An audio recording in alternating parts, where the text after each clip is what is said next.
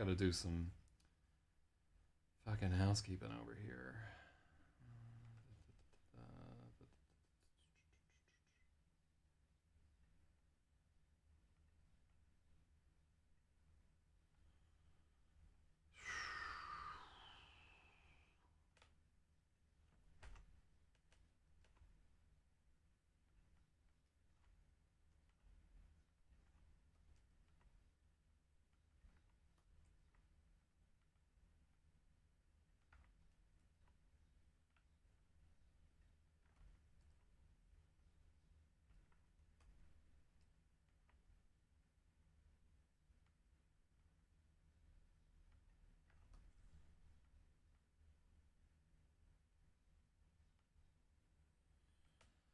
Alright, so I guess we're recording.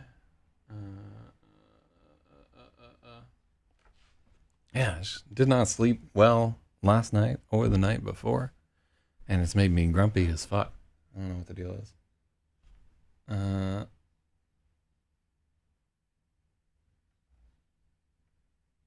This day is the worst yet. I don't know, why are you fucking buying her tampons? That's her job. If your girlfriend's not going out buying you your penis pumps and fucking Ona holes and other, dick wax and so forth, why are you buying shit for her? I don't know, just have like a little fucking equality in there. I mean, I would buy some shit for my girlfriend, but by the time that I'm like out buying stuff for them, they bought like fucking so much stuff for me. It's not even funny. It's not even close to like a fair deal. She's broke and lives in a ghetto. Why are you dating a broke woman? Yeah, man. I gotta tell you, I'm not dating anybody that can't afford their own basic fucking necessities.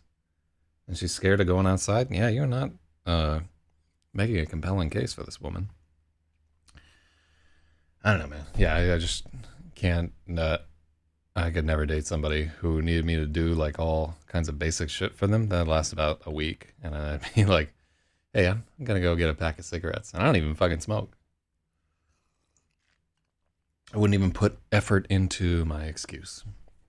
That's how lame I think it is. All right, but today I'm not gonna get distracted by you because I actually want to get through this fucking chapter. We got like a pathetic amount of work done yesterday. I think mostly it was just like a sleep thing, and I can't think of a good reason why I woke up in the middle of the night other than I'm just not getting enough exercise or whatever. So I'm gonna try and get some serious cardio in today.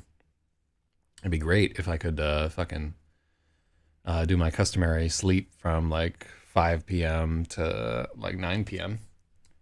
But yeah, I am fucking sleepy. Yeah, it's I'm like grumpy. And like it's not like I'm not trying to sleep. I like went to bed at 8 o'clock last night, but then I woke up at midnight, couldn't get to bed until like 3 in the morning, and then woke up after like 3.5 hours. Ugh. Ugh. It's not a good way to sleep. Yeah, I miss just being able to sleep like a rock through the fucking night. I wonder how much of this is just generational guilt from all that white privilege. I guess or maybe the rioters are stealing my dreams, like fucking Duchance. All right, anyhow, eat stir fry. No, I'm not eating anything till like 9 or 10 o'clock in the morning. I'm on that IF. Just drinking the coffee, editing the novel. All right, let me wake the fuck up. All right. So let's try this again. Lemon Maybe and the Electric Lady by Zak Zyz. Chapter 40. Oh, there's Spathy one. Okay, cool. Now I need to pay attention to the chat. Maybe's got a gun. Oh, well, let's do it fucking right. Lemon Maybe and the Electric Lady by Zak Zyz. Chapter 40. Maybe's got a gun. 2.15, and that is 9:10 p.m. in Harlem. Maybe's got a gun. Oh, hold on, where do we put Sarah here?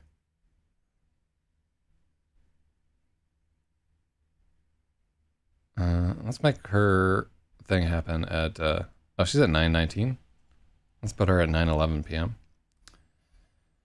And then we're going to put maybe at 9:12 p.m. Remember that 9:12 mentality.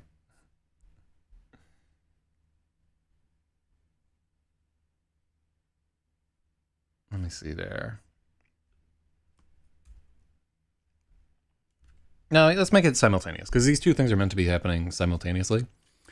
Both characters are like departing in their own separate way. So timeline-wise, we'll have them fucking trip that way.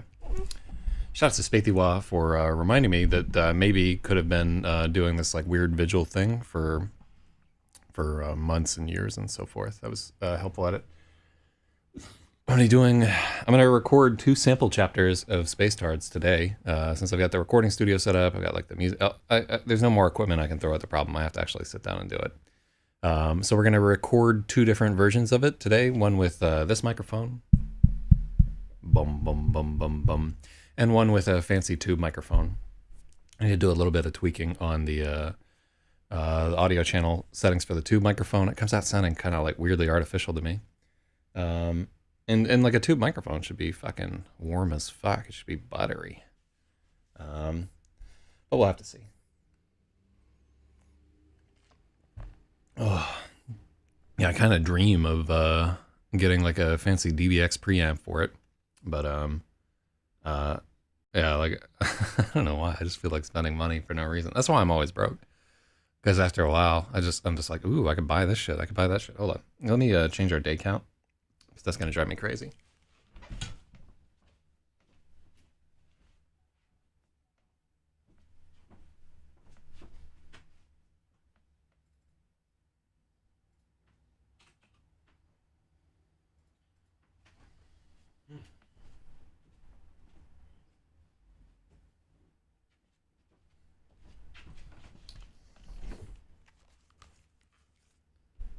God damn, this is good coffee. So I'm drinking it, and I'm like, what is that note at the end of it? There's like a little, past all the bitterness and so forth. This is something that your brain does. Oh shit, big Jira too. God damn, the whole squad's here. You know how your brain, when you're drinking something that doesn't taste good, like wine or whiskey or coffee or something like that, your brain kind of blocks out all the like bitterness and all the like tannins and so forth. And you start to taste like these weird ephemeral notes on the end of stuff. So this, and I thought it was kind of, it seems like it's horseshit when you hear the guys talking about it. Like, getting some boot leather and some nettles and some Negro penis and just a hint of chocolate, you know, like, but this coffee, like at the very ass end of it, has a tail note that tastes a little bit like those, you know, those Haribo, those like raspberries, where the outside is like a little, all these little sugar balls that are raspberry colored, and the inside is like kind of gummy, and they come in a package of raspberries and blackberries. You know how those taste? I'm getting like a little of that on the end of this coffee.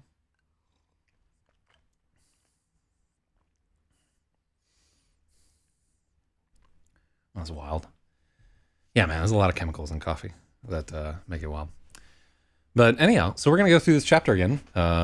And this is one of the chapters where originally it contained like a hard R N word up in there. Hard R N word is nigger, by the way, for those of you wondering what the fuck I'm talking about. It contained that at the very end.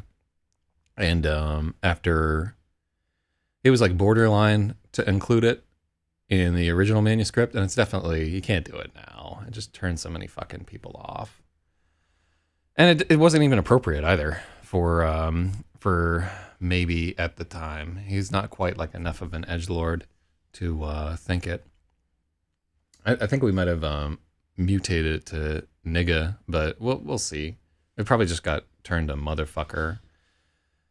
Just because more and more, like I'm just finding that you know, if you don't want to make a strong racial point, like you're just shooting yourself in the dick, including any sort of racial language, because everybody will get all bent out of shape about it, and then you got to fucking justify it, and it's just a pain in the ass. Is it like, yeah, casual racism has gone by the way of the dodo, and it's a great loss.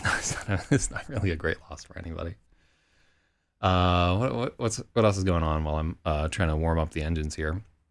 So yeah, I'm reading Gormgast or Titus Groan by Mervyn Peake.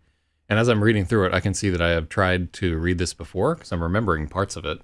And I remember, like, I've already gotten past the point where I tried to read it before. I'm like, what is this bullshit?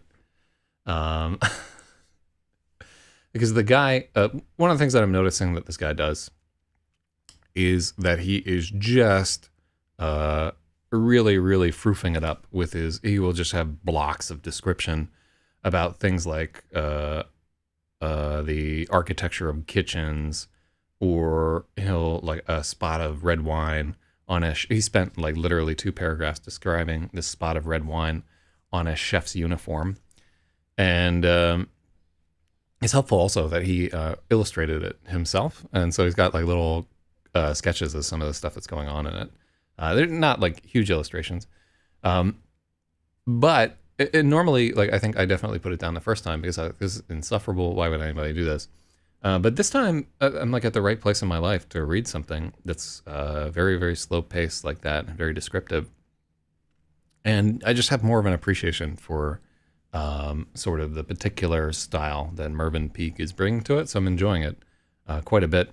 One of the things that I'm noticing he's doing in that is as soon as he introduces a character, like within the next chapter, you know what that character's motivation is. Like he introduces this kind of outcast among the chef's apprentices, and immediately in the next chapter you learn that that outcast hates the chef and would do anything to have any job in this castle other than being a chef's apprentice.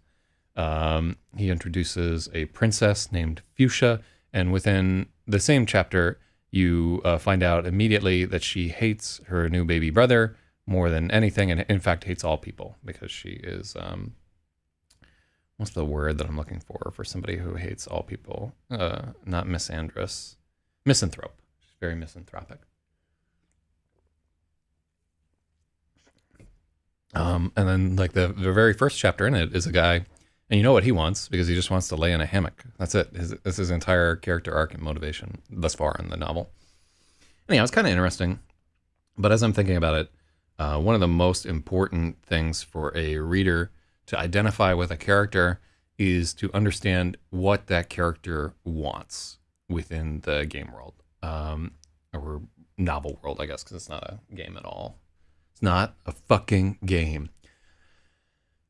So, yeah, definitely pulling a little bit about it. And one of the things as a writer too, when you're coming up with things, the motivation for characters is when you're like coming up with like, why is this character doing this? Why is that? It's just such an important element of it.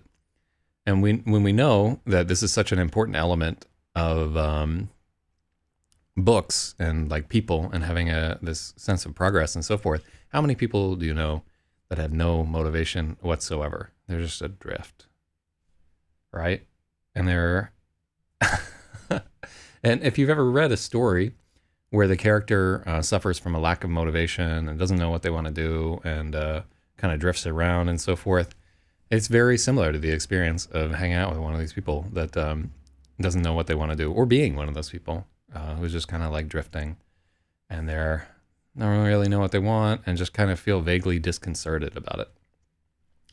The number of people who can be unmotivated and just chill, you know, and just like, yeah, that's cool, man.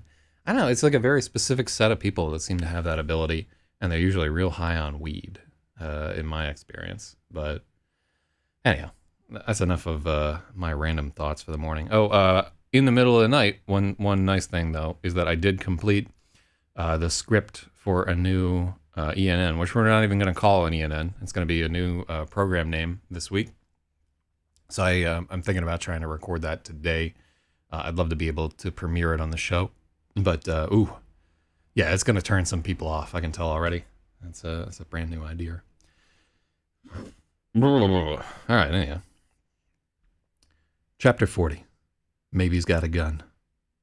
2.15, 9:11 p.m., Harlem. Maybe he's got a gun. After dinner, Maybe was so fuddled by beer and Szechuan endorphins, he forgot to give Lemon's 45 back. Maybe he was so fuddled by beer and Szechuan endorphins, he forgot to give Lemons 45 back after dinner. That's better.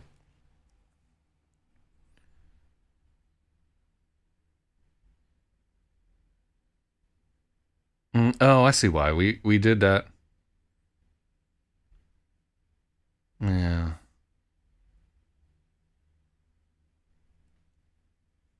No.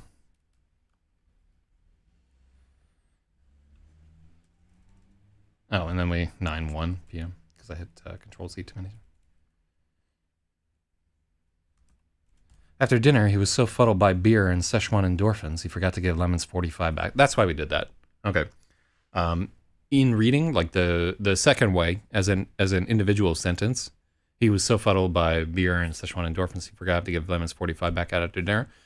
On its own, it's a superior sentence. But keep in mind, everything has to function within the structure of the greater story. So we got to make that sacrifice for the whole. It just tracks a little bit better. After dinner, he was so fuddled by beer and Szechuan endorphins, he forgot to give Lemons 45 back. 5 blocks later, it's all he can think about. The pistol is all he can think about. The weight tucked into... yeah.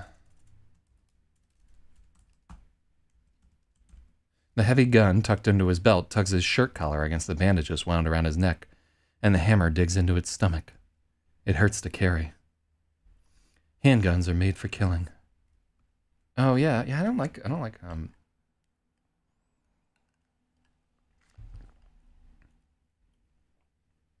Yeah, so here, if we get to the end of this paragraph, we can see that one of the things that I like to do in a lot of my books is to, at the end of a paragraph, or sometimes at the very beginning of a paragraph, have a line that's meant to resonate. I think of them in my mind as like resonators. So we have 2 of these right here. It hurts to carry. Yeah. Let's just take this the fuck out. And then we'll give this here. So we take the song lyric out.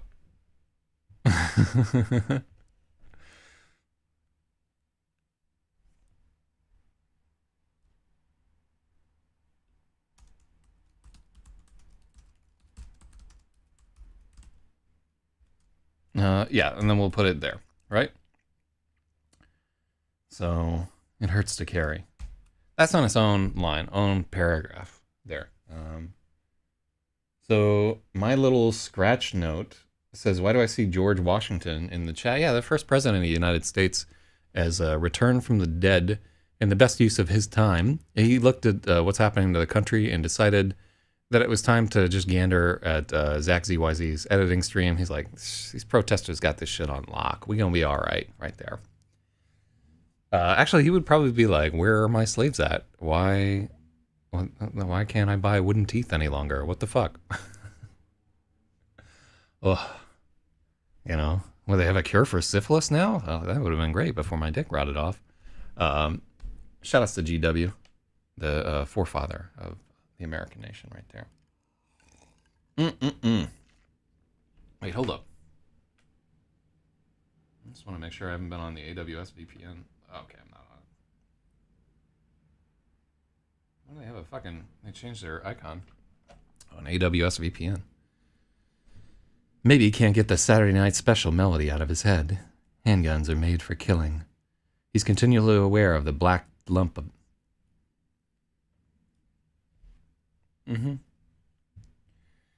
Yes, Ryan the Southerner, you did tell us that you changed your streaming brand name to My Little Scratch Note, and that you are pursuing a Equestria-themed streaming thing. I knew immediately who it was, although I think that's your first appearance there. I'm not changing your name in the book thank yous. So I think you're in the thank you section for Space Shards, but we put it in as RHIAN. which I think was what your request was there. So yeah, I hope we don't dead name on this stream.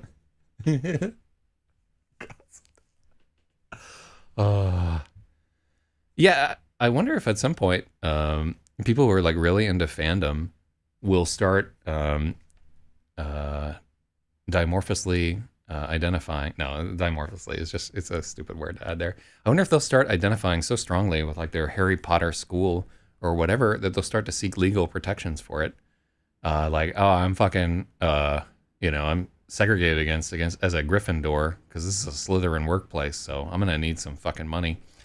And it could get to the point where, and there are so many different fandoms to keep track of too, but I've met some of these people at like conferences and wearing their big fursuits and shit like that, and those people are every bit as dedicated to make-believing as some other individuals are to their particular form of make-believe. So yeah, I think that's the next step in the civil rights progress. Yeah, equal rights for people who think that they are anthropomorphic horses. Real talk. Maybe he can't get the Saturday Night Special melody out of his head. Oh, I don't think we can do that.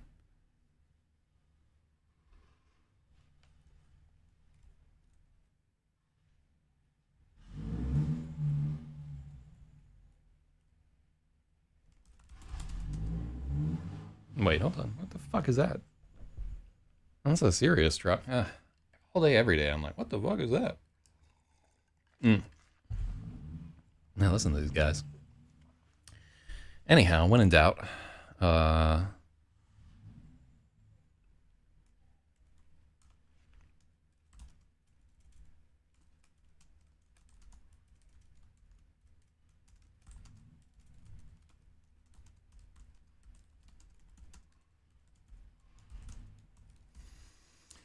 pain keeps him continually aware of the black dip.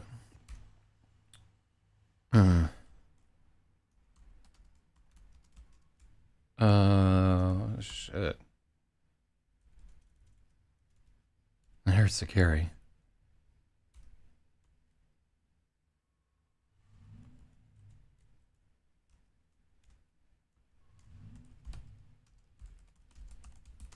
He's always aware. Maybe he can't get the Saturday Night Special out of his... Yeah. He's always aware of the black... He's always aware of the black lump of death. Mm-hmm.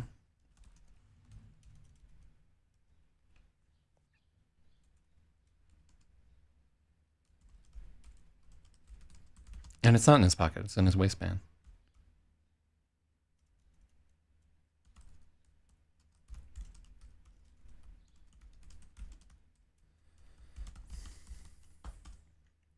All right, let me see here. My little scratch note says, I'm happy today since my father came home early instead of being around here this time right now at 5:49 a.m. He came home yesterday. I just got to wait 3 hours and 10 minutes until I can get my father to get me face rig. Well, isn't face rig like $140? Hold on just a second here. Face rig is a piece of software, blah, blah, blah. Face tracking software. I got to tell you, man, I fucked around with this thing and I did not think it was cool. It was... let me see. FaceRig Studio for commercial, blah, blah, blah. Do we have to go to Steam to buy this thing? What's this cost? Oh, it's $15? All right, yeah. Like, you don't have to fucking buy it right there. But I will tell you, as a longtime presenter, I'm not going to watch anybody stream where they're doing that. It's just not super interesting to me. What you'll find is that... most people are much more interested in looking at like another human being's face than they are at looking at a cartoon. The face rig was $1 on Fnatic last week. It's $15 on Steam. Yeah. Wow, fucking dollar on Fnatic. Yeah, I tried fooling around with that, and I just because originally, like partly too, I wanted to. I was gonna do this like Dungeons and Dragons stream, and I thought it'd be cool to be like a monster or something like that. But one thing about human beings is that they're very attuned to what faces look like.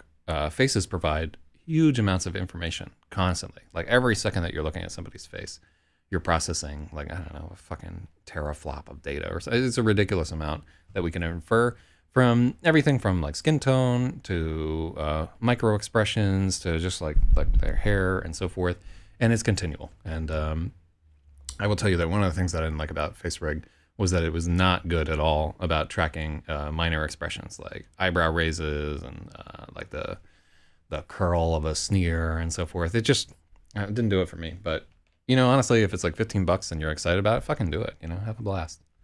$15 ain't gonna kill anybody. You know what I'm saying?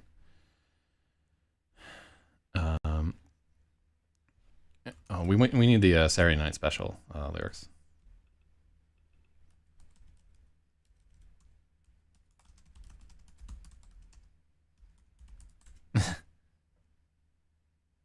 "2 feet they come a creeping like a black cat do. But put a I got a barrel that's blue and cold and good for nothing. But put a man 6 feet in a hole." Yeah. Yeah, hold on, the lyric's fine. "Ain't no good for nothing else. And if you like to drink your whiskey, you might even shoot yourself."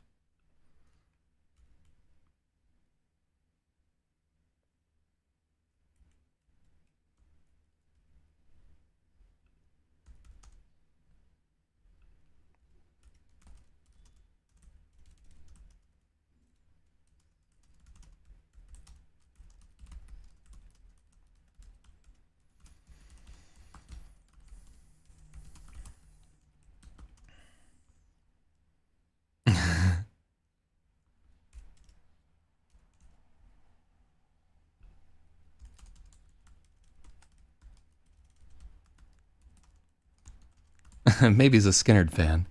He can't get the Saturday Night Special melody out of his head.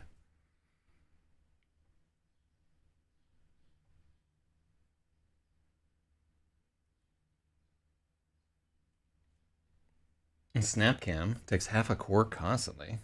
Huh.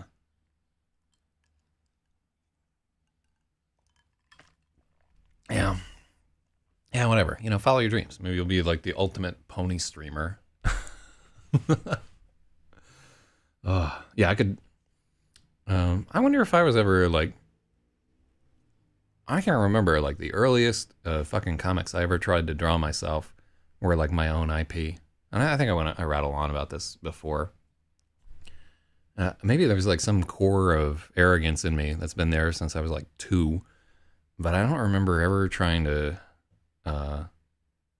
insert other people's intellectual property into whatever. The closest that I might have come is like I played Warhammer for a little bit, and like I guess you're kind of opting into the Games Workshop mythos if you're playing Warhammer, and like imagining their fantasy battles and so forth. But yeah, I don't like. Yeah, I never understand the whole like fanfic thing, but I'm also real fucking weird, so take it with a grain of salt. It hurts to carry. Maybe he's a Skinnerd fan. He can't get the Saturday Night Special melody out of his head.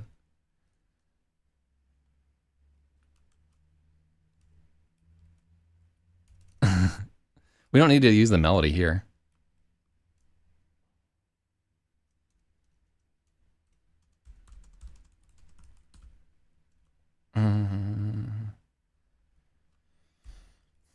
Yeah, I was feeling so good yesterday, but I don't think I was doing good editing work for the most part. I mean, we made a few good changes.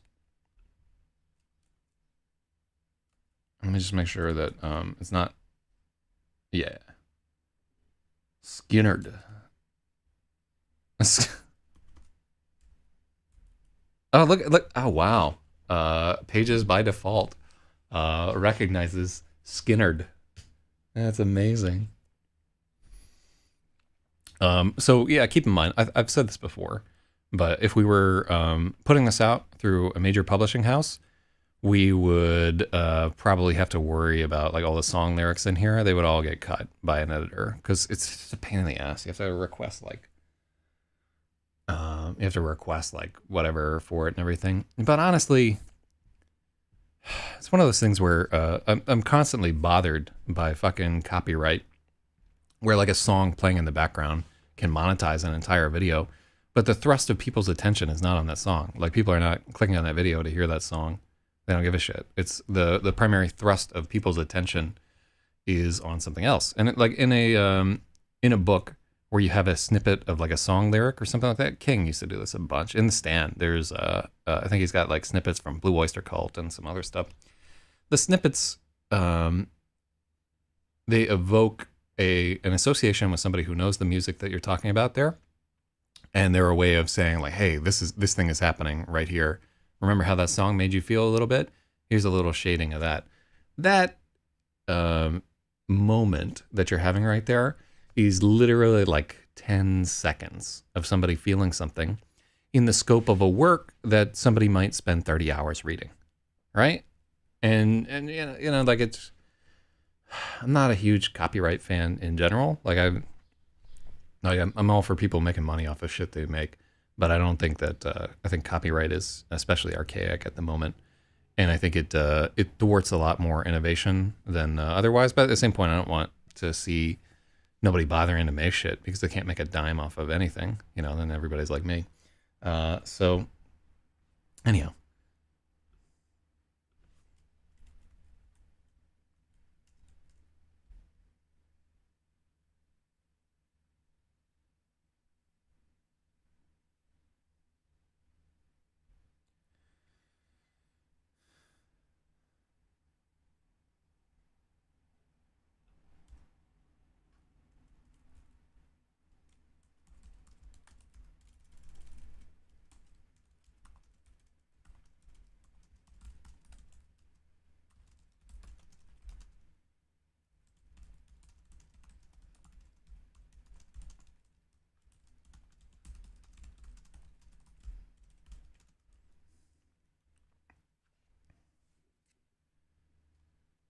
With every step he takes, he's reminded of the black lump of death tucked into his belt.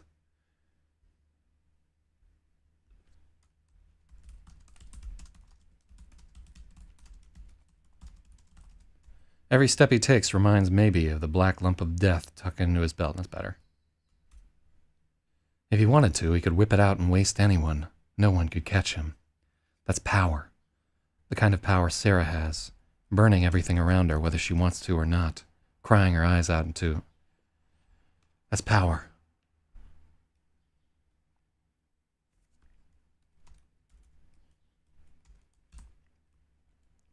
The same kind of power Sarah has, burning everything around her, whether she wants to or not, and crying her eyes out onto Lemon's bar. Terrible power. Terrible power. I like the way that sounds. Every step he takes reminds me. Yeah. Every step reminds maybe of, yeah, I like it. Cool. What? Oh, shit. Hold on. I wonder if I can fix that fucking remotely. Several clicks to do it from here, but I'm willing. Where they got F's, Firefox, and I think I can do it because I bookmarked this page. Yeah, and then we just gotta wait for this to warm up, and then theoretically it'll work out. Okay, cool.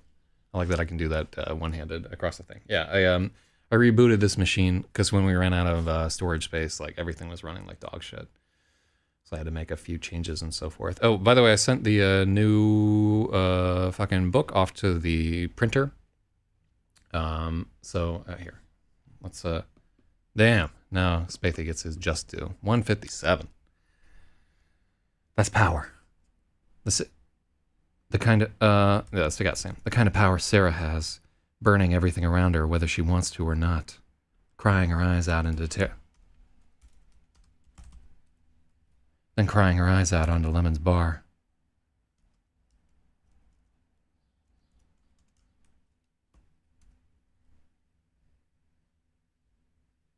These are all sentence fragments.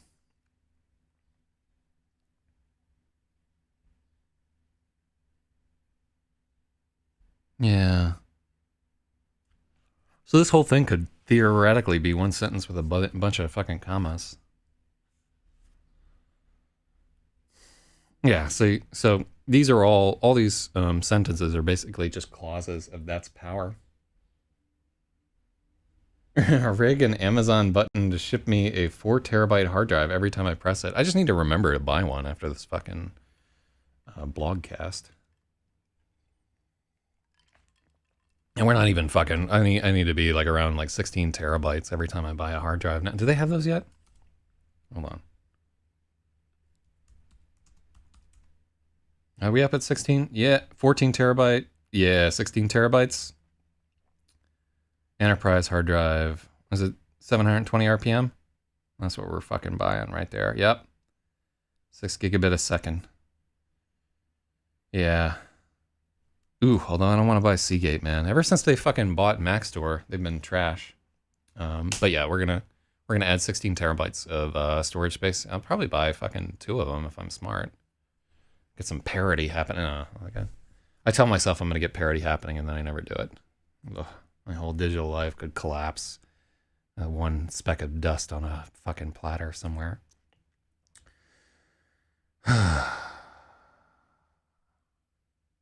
All right, let's get to it.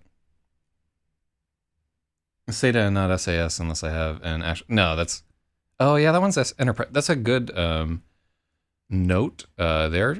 I've done that in the past, like ordering SAS shit by mistake, but generally I don't fuck that one up. But that is a good note. I have had SAS drives previously where I'm like, what the fuck do I do with this here? And it's a pain in the ass to. It's not like you can just get like an adapter either. But that's a good note. It's been a long time since I fucked with SAS stuff. So thank you, Sastam. I appreciate the feedback. So we got a bunch of sentence fragments here, and I know that a real editor will take care of it. If you wanted to, he could whip it out.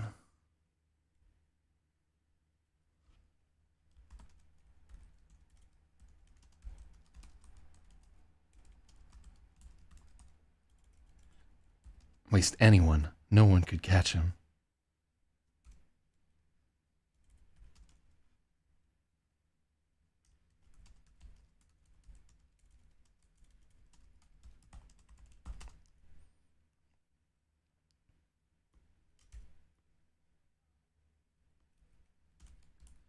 That's power. The same kind of power Sarah has, burning everything around her whether she wants to or not. Then crying her eyes out on a...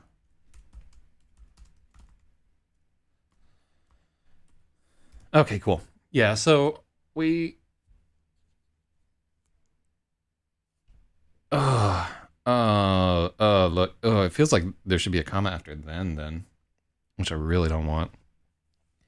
The same kind of power Sarah has, burning everything around her, whether she wants to or not.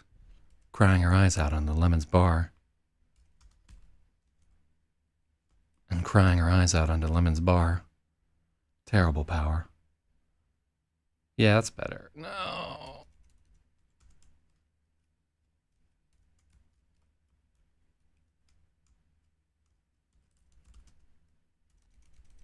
Yeah, fuck it. Editor problem.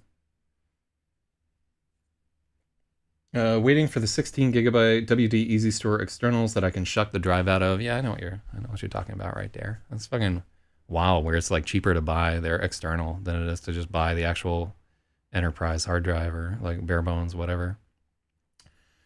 But yeah, I think I need 16 terabytes, and that does nothing but record. Because I think I got an 8 terabyte drive in there, but it's just slow. Like it's constantly fucking falling asleep on me, and every time I access it, it's like, ooh, I'll think about it. It's like one of those bullshit eco drives. I don't want to save the fucking environment with my hard drives. I want that data like that immediately. I want that shit served up the fucking second I ask for it. I don't care how many manatees have to die. No, real talk though, I do like manatees. I think they're dope. Like they're an animal that I feel a special kinship for, because I too am a giant floating sea cow. But no, I've just met a bunch IRL, and they're like the nicest fucking animals that you could ever hope for. There's nothing bad about a manatee unless you're some asshole with a ski-doo. They will never like hurt anybody or do anything negative. They just like floating around. Oh, they're good animals, and they ain't gonna be there for very long. You know what I mean? It's just, that's a life form that cannot cohabitate with human beings. Terrible power. The wind howls. Why is it the wind? Let's try it both ways. Wind howls through the trestle of the New York Central Railroad spur as maybe crosses beneath it. The wind howls through the trestle of... And we almost need the definite article right there. Now let's check it out. Winter's on the way. All the warmth he stockpiled in Singh's basement blows away in a single gust.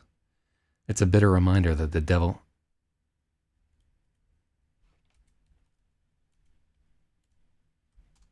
Oh, I don't like that it's a...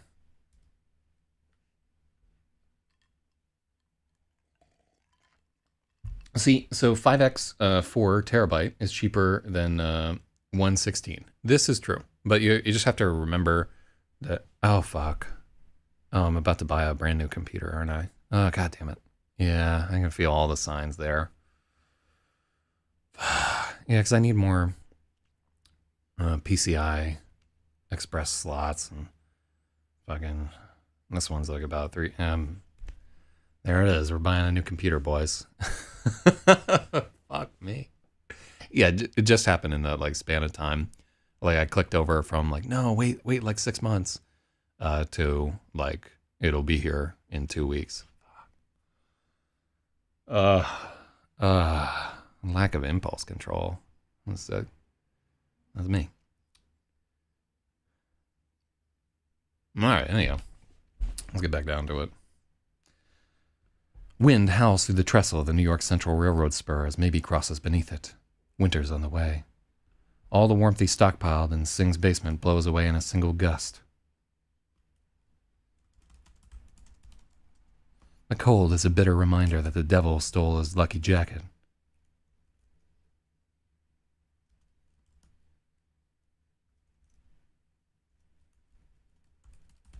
The sudden cold is a bitter reminder that the devil stole his lucky jacket that afternoon.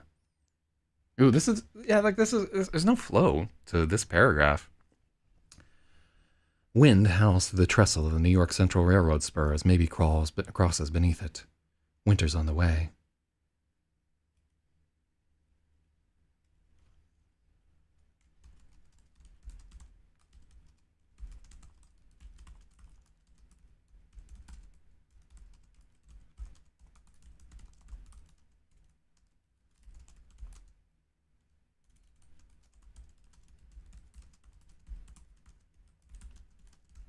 It's a bitter reminder his lucky jacket is gone.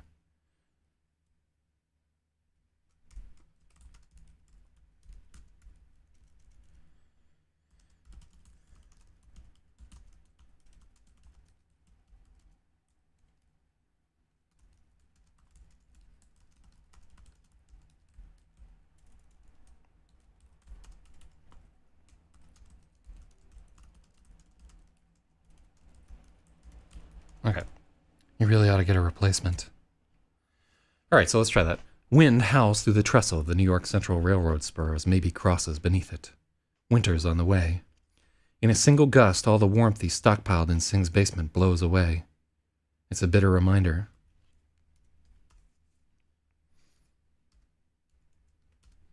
Oh, yeah. Yeah, look at it.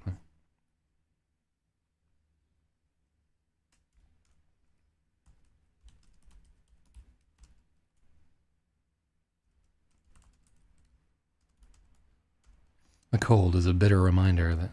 Yeah.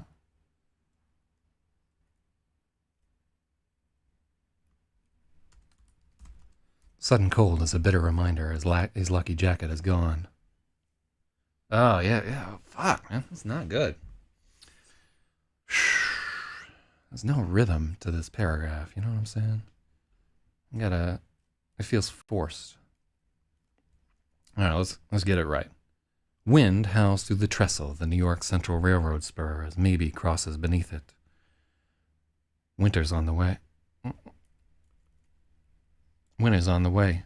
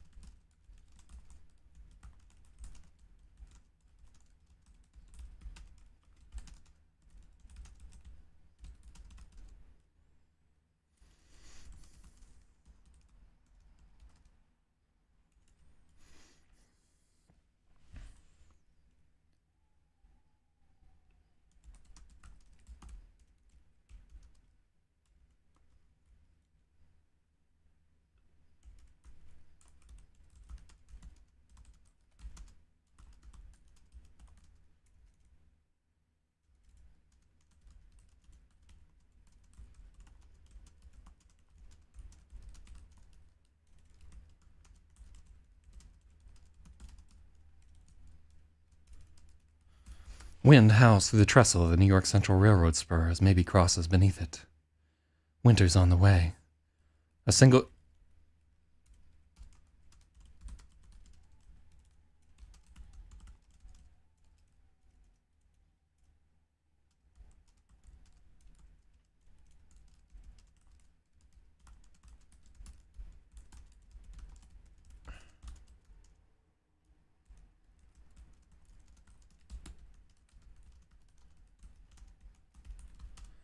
And to remind him the devil stole his lucky jacket. I like that a lot better.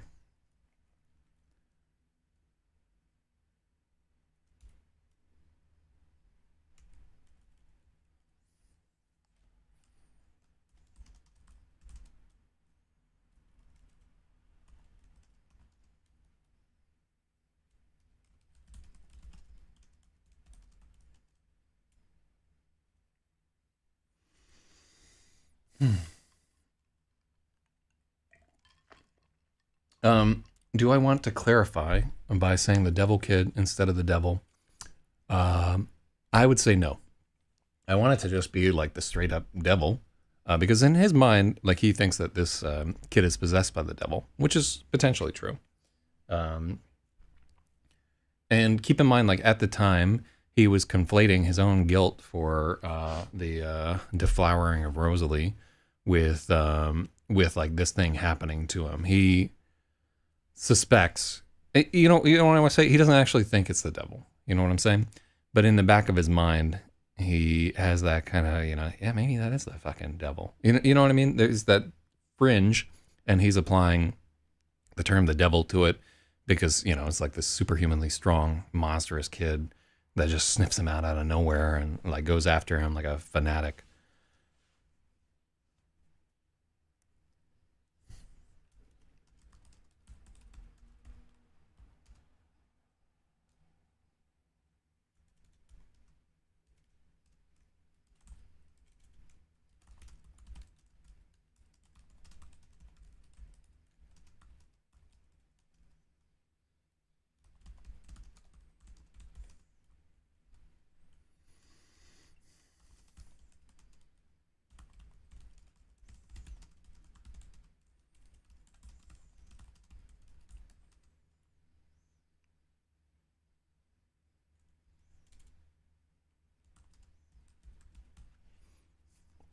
He hates thinking about it.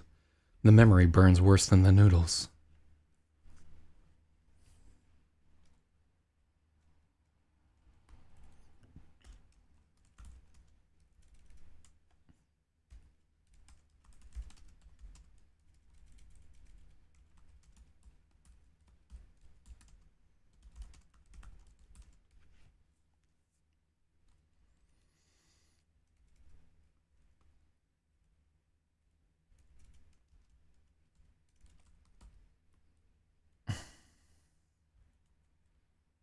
So at this point in the afternoon, he would have like a little bit of that whole like PTSD thing happening there. Hold on, let me get this fucking thing out of here. Yeah, that's kind of foolish. All right, so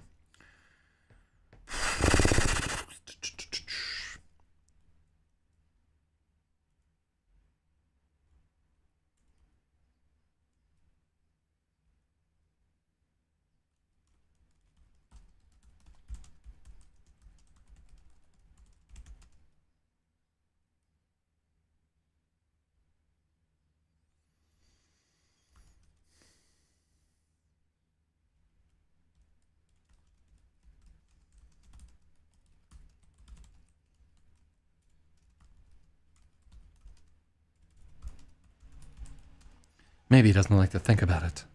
The memory of the attack burns worse than Sting's noodles.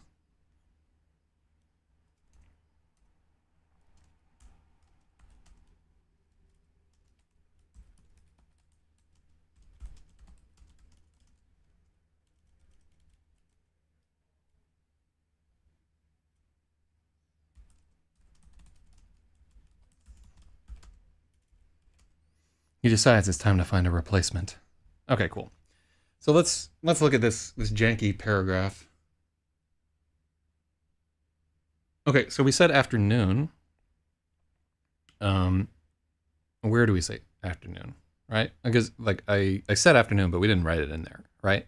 The attack that took place, where the thing at the Barnes and Noble happened at like 3 p.m. that afternoon, like right after he robbed the bank. You know what I'm saying? The chapter heading says 9:11 p.m. Yeah. So this is all present tense and it's happening at 9:11 p.m. Okay. Yeah. So we're all on track and on board there. All right. This very difficult paragraph here. Wind howls through the trestle of the New York Central Railroad spur as maybe crosses beneath it. Winter's on the way. A single gust is...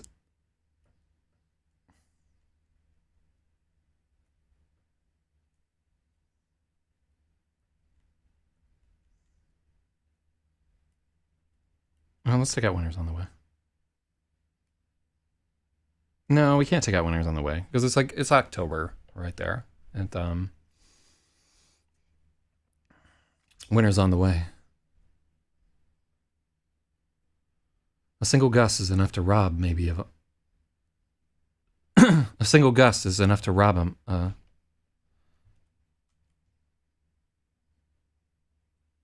A single gust is enough to rob him of all the warmth he stockpiled during dinner, and to remind him the devil stole his lucky jacket that afternoon.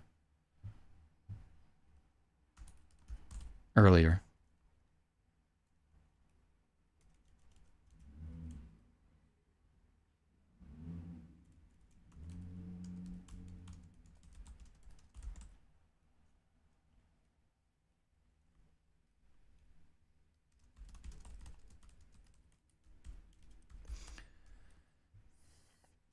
Maybe he doesn't like to think about it. The memory of the fight with the devil burns worse than Sing's noodles. I like that better. Like the moving it to that paragraph. Because then we got devil and burn right next to each other. A single gust is enough to rob him of all the warmth he stockpiled during dinner and to remind him his lucky jacket is gone. Maybe he doesn't like to think about it. The memory of the fight with the devil burns worse than Sing's noodles. He decides it's time to find a replacement.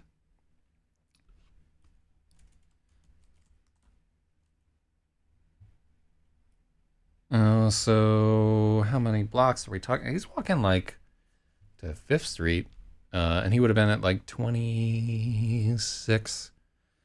And fucking yeah, he just walked like a mile or two. By the time By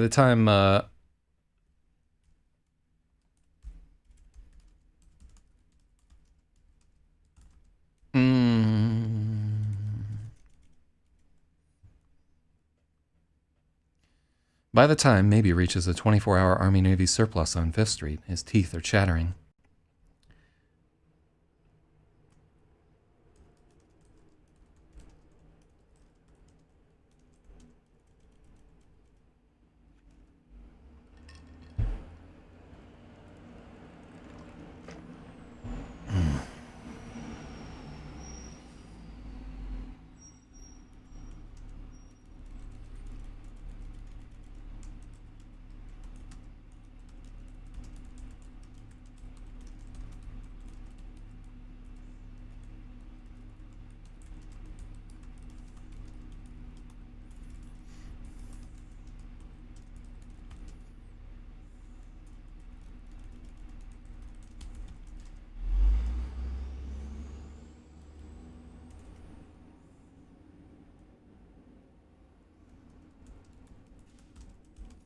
He waits for somebody to exit and slips inside, clenching his jaw to silence it.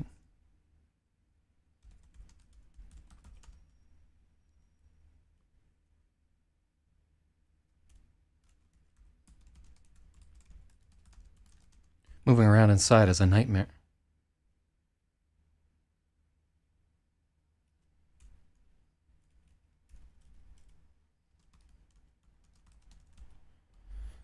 He waits for someone to exit and slips through the door, clenching his jaw into silence.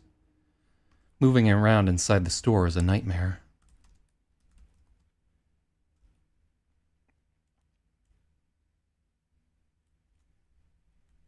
It's a nightmare.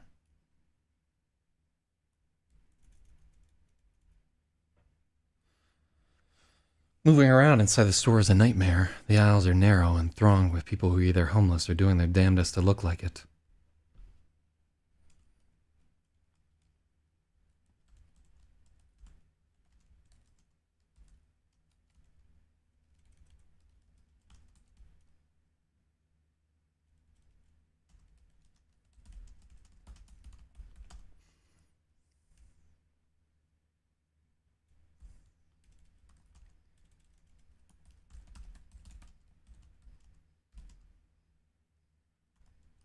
Fortunately, everyone seems drunk or high.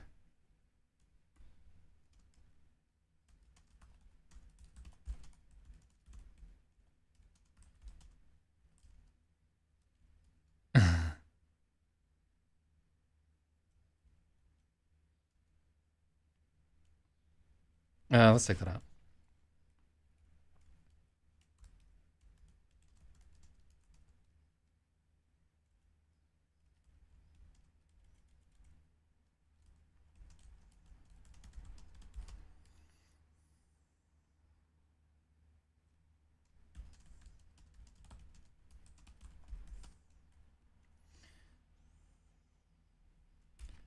Maybe locates and liberates a suitable M1965 field jacket.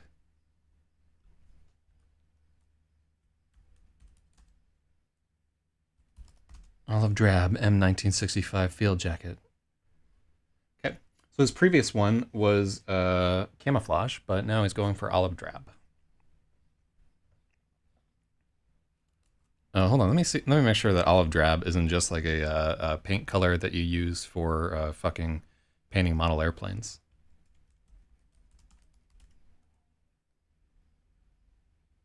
Yeah, olive drab. Yes, this color right there. Look at how many different chromas of olive drab there are. Standard fighting uniform for U.S. GIs and military vehicles during World War II. Gangsta. That's what I want. Yeah, how do I always forget all the stuff that I want to do at the end of the stream? Like, buy a hard drive and fucking all this other whatnot. Luckily, most of them are drunk. I wonder if I should go for Threadripper. I'll have to do some research. Alright, anyhow. Luckily, most of them are drunk.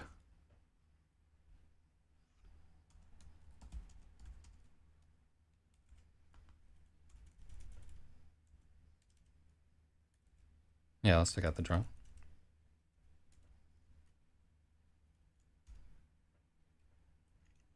Maybe locates and liberates a suitable olive drab M1965 field jacket and slips the...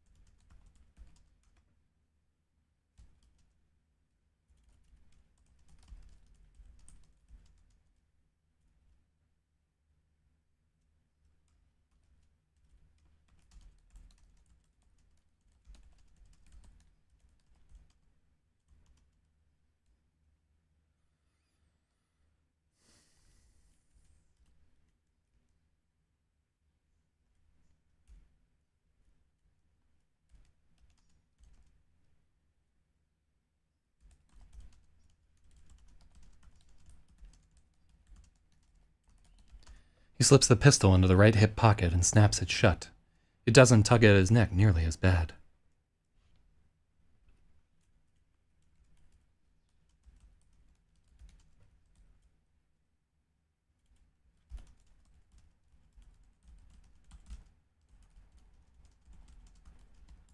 It's a big improvement over tucking it into his belt.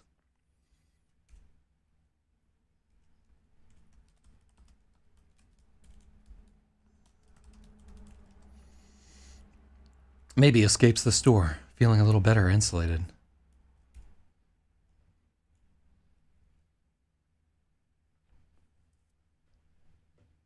Maybe escapes the store, feeling...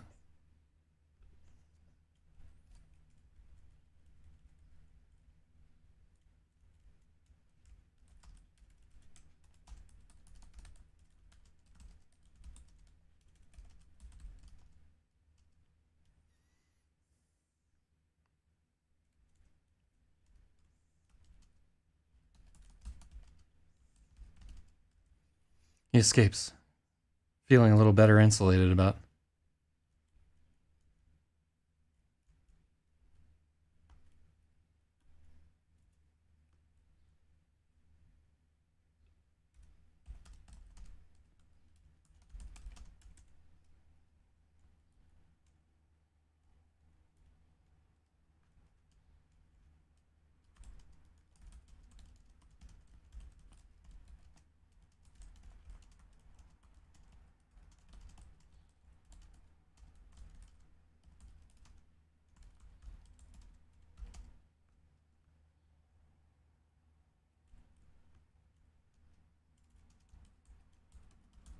And then escapes undetected.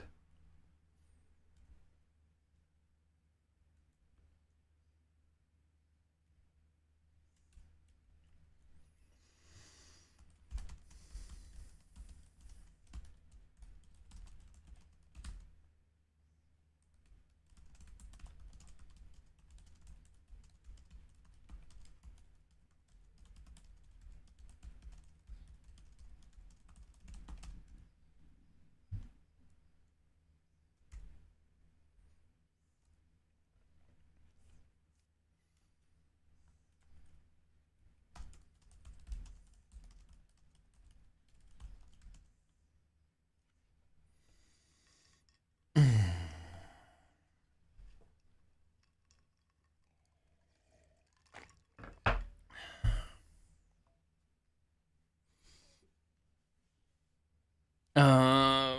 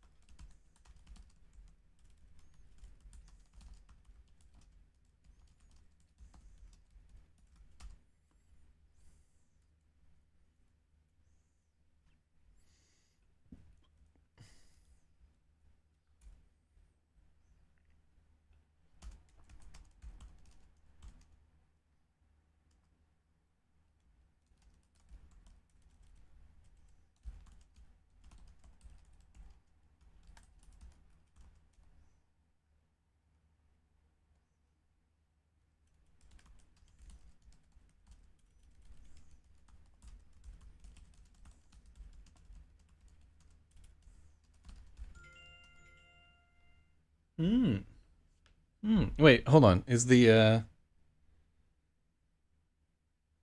God, these fucking bots are constant and insufferable. How has YouTube not done anything about this shit yet? Like literally every video that you post ever, there'll be like these fucking bots that are just like, "Oh, awesome content, like and subscribe to me," and shit like that. Like, how are those people just not immediately eradicated? Gotta tell you, fucking Google running their shit wrong. That's why. That's how. All right. There's a wild idea kindling.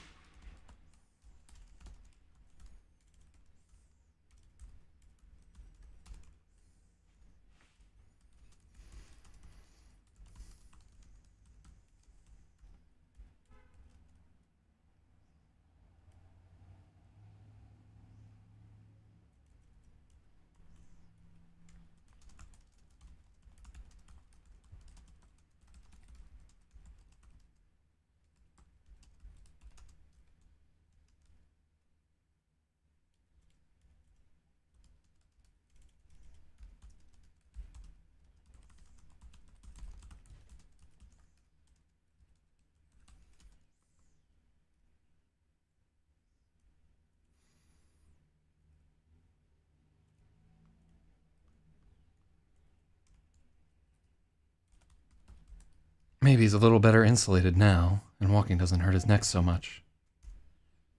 He turns uptown, walking into the wind.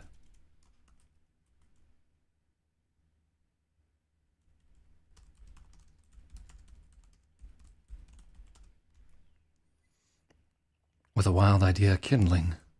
What if he went back to the Barnes & Noble? He has a gun now. He could get a drop on the devil kid and put...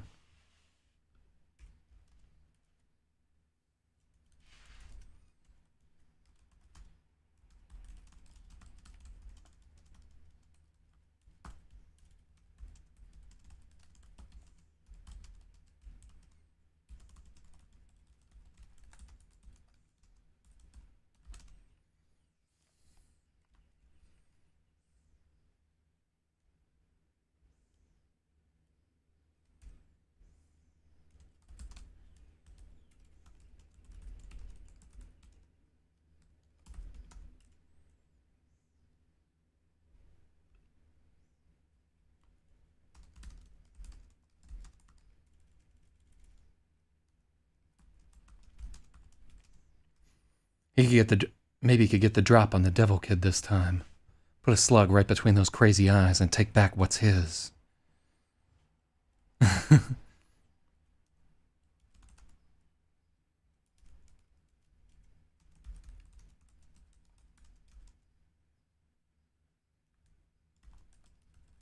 it's not on 50th Street. It's on 45th Street. No, it's on like 44th Street. Yeah. It's 555 Fifth Avenue. Oh, wow. Are you fucking for real? Yeah.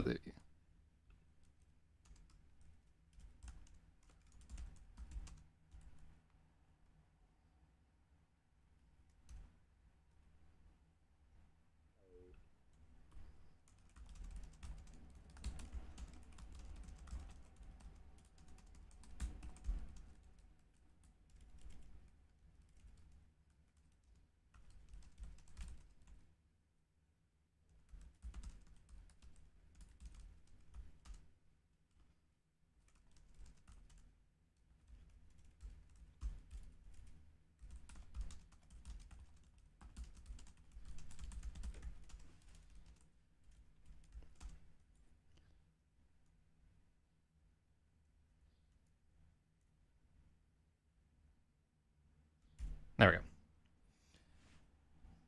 The closer he draws to 555 Fifth Avenue, the worse the idea seems. What if he misses? What if he puts a baseball-sized hole in some innocent bystander? What if he doesn't have the nerve to shoot someone? Cool. I like that a little bit better. Really cleaning up that paragraph. Yeah. I was pretty sure we had to redo this chapter. We're not even like a third of the way through the chapter. We're going to be here for a while this morning. But that is what that is. Got a pork loin fucking in the sous vide right there. My fridge is so full of cold cuts and meatballs and corned beef and steaks and all kinds of shit. It's fucking... Power better not go out. That's all I'm saying. You know, I gotta make some new coffee this morning. All right. It's just a fucking jacket. Maybe he tells himself.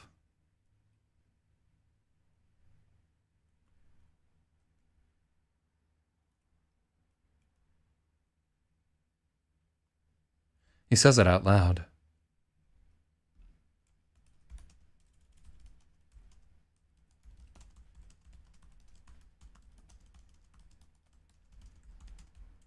He's so wrapped up in his thoughts, he says it out loud.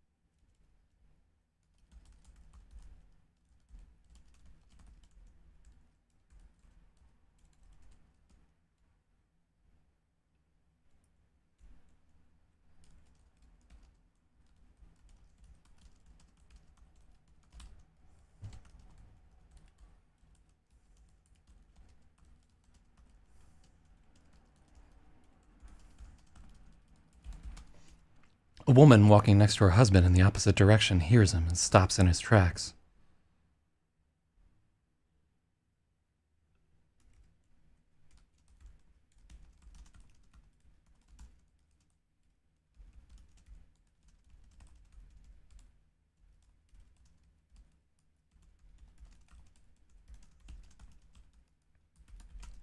A woman and her husband are walking past, and a middle-aged woman and her husband are walking past in the opposite direction. She stops in her tracks. What did you just say? She demands.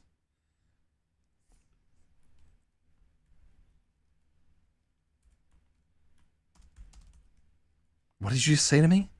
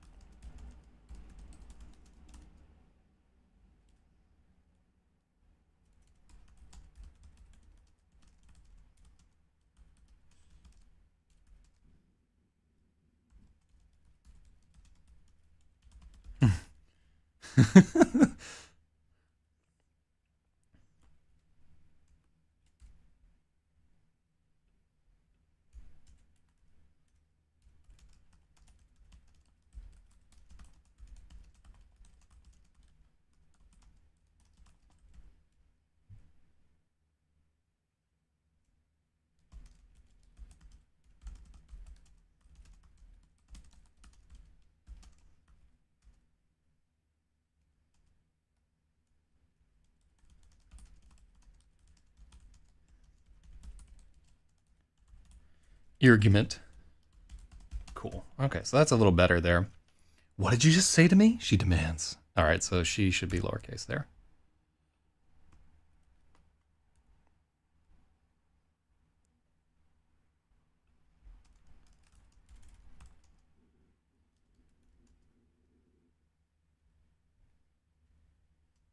She stops in her tracks. What did you just say to me? She demands.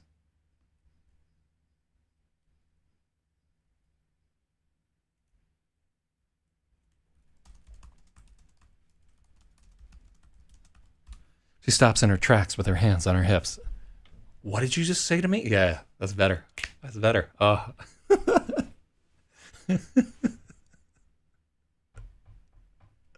I like the little teeny details that I'm coming up with during the editing, and then we just shoehorn them in there.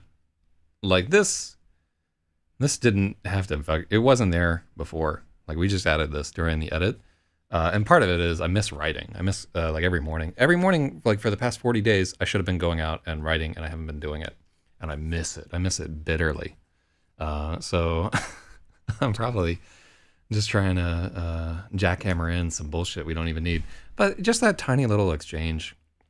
I think in the initial edit Lemon maybe 5 or 6 years ago, one of my notes to myself was I want people to have more fun with their superpowers, right? I want them to capture, this is a dark book, and it's a lot about their suffering and their just dealing with all these problems that they have that superpowers do not fix. But I don't want to lose track of the fact that it's super fun to be able to do stuff. Like the chapter where Sarah is just like maliciously zapping ATMs and like, hoo-hoo, I'm rich. Like, that's fun. It's fun to just go around and steal a bunch of shit or to like freak people out by saying some nonsense on the sidewalk. So I never want to lose track of the fact that this is, while this is a dark book, it's also a fun book, or it should be. So that's why I'm real happy to get that edition, especially since the rest of the chapter is not good. No, it's not going to be wine and roses. Whoops.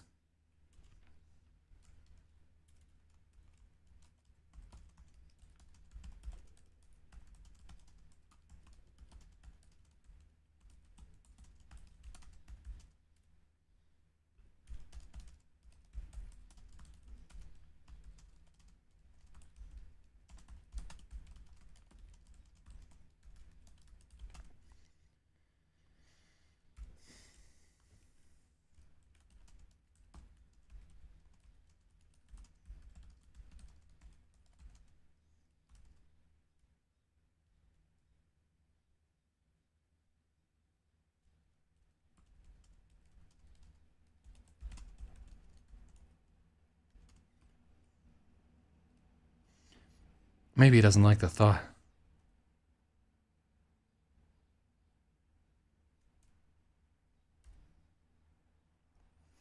The devil kid is surely long gone. Maybe he doesn't like the thought that he's out there somewhere. He hates knowing someone has his number when everyone else looks right through him. The worst part is, if the kid is real, that gray man in Chinatown is real too.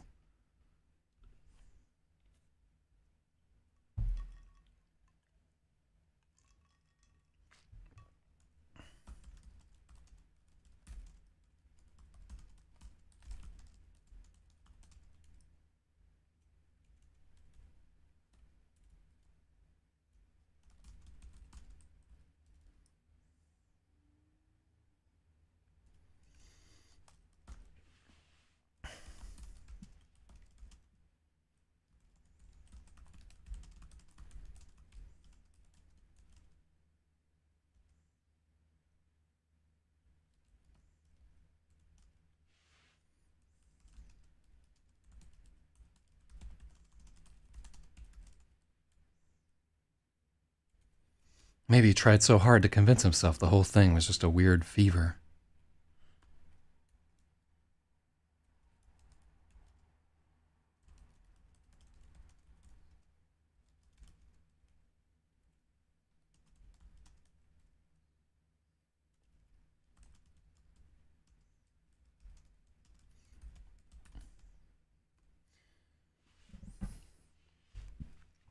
So I think that that's the morning where they go to Leonard's Steakhouse. When does that? Ah, fuck. We got a reference. Okay, so we're at 3:38. The morn.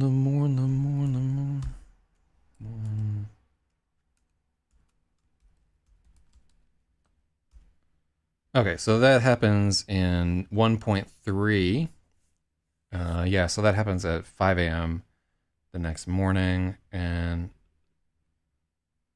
yeah, so necessarily okay. So the I Can Do Anything segment where he rides on the fucking train in Staten Island, and so which is another case where we're just trying to like go through all the like fun things about Control G. I should just learn the 338. Okay. Shouts to Spathywall for giving me that shortcut.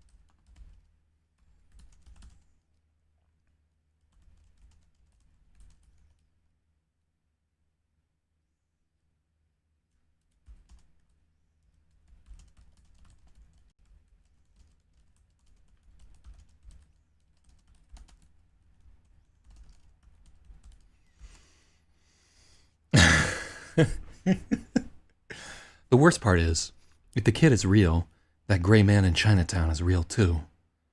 Maybe he tried so hard to convince himself the whole thing was just a weird fever dream, indigestion from the giant steak at Leonard's.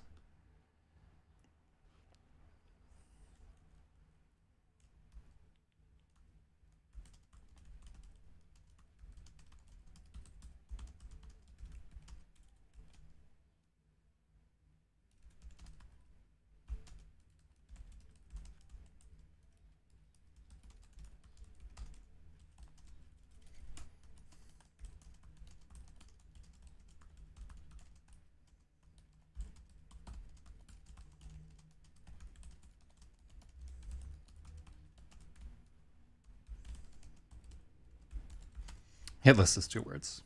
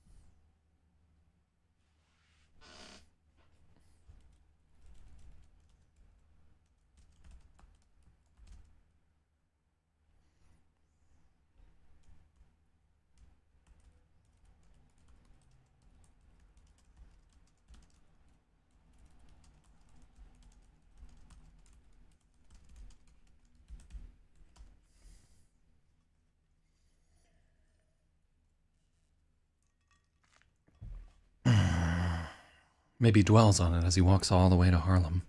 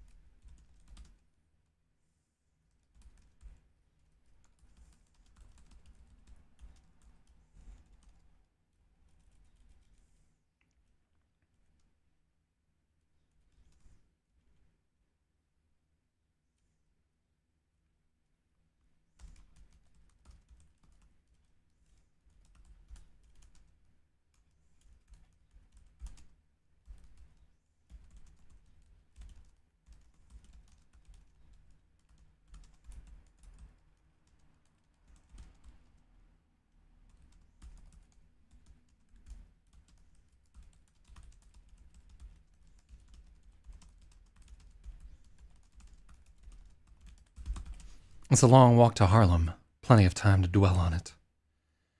Maybe he reaches Rosalie's apartment building and begins his nightly penance. He stands in the vacant lot across the street.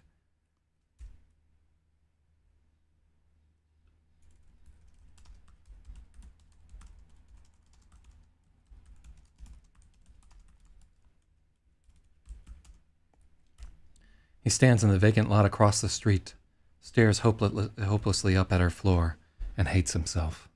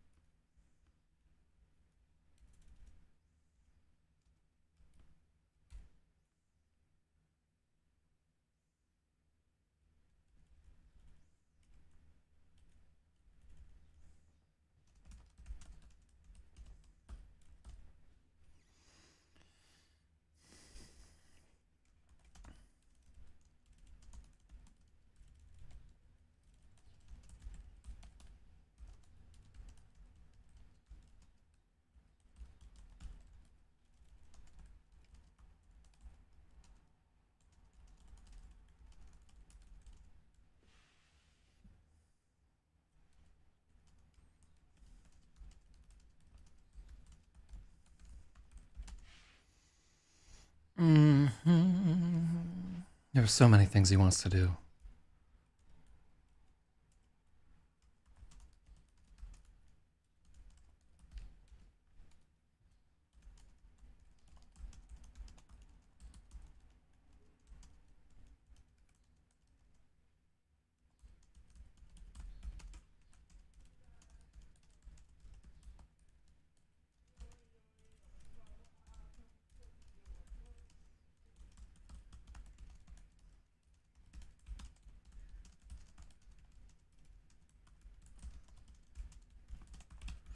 Whew.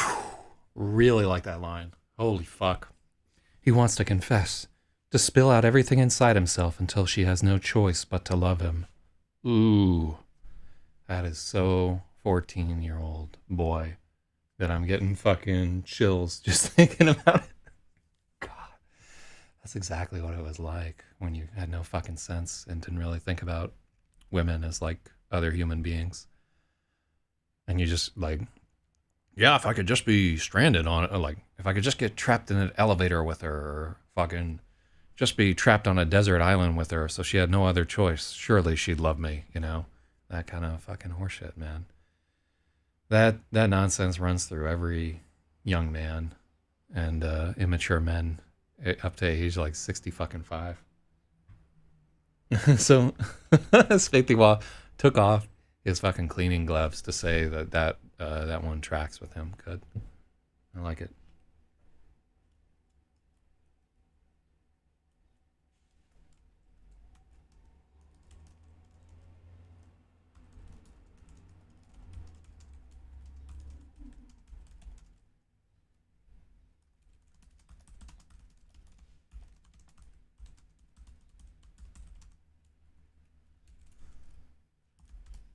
He wants to hold her close, to kiss her all over and have her again, but he's terrified.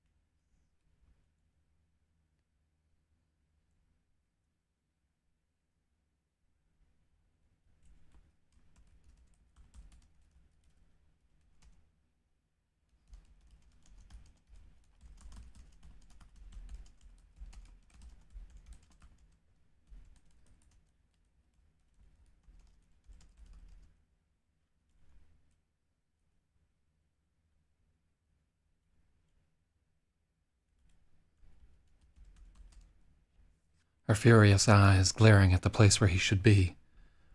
The lips he kissed sewn up with hate. You raped me. You can't get past that.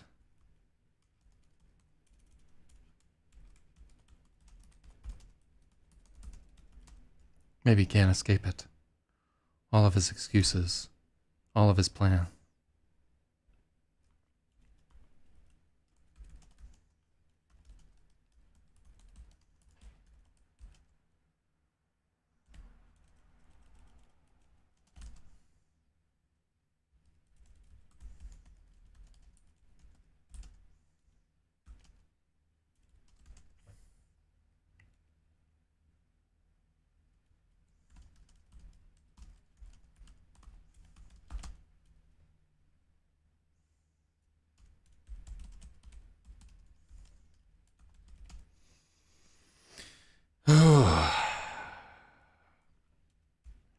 Maybe he can't escape it. All of his excuses and explanations crumble like dried up dog shit. All right, so it's a very and not wow, it really sounds pretty pretentious for me to say. Like, it's a big choice to say dried up dog shit here. Um, but yeah, there's like a lot of recrimination, self recrimination, I guess, happening. Wait, is recrimination always self recrimination? I don't think so. Yeah.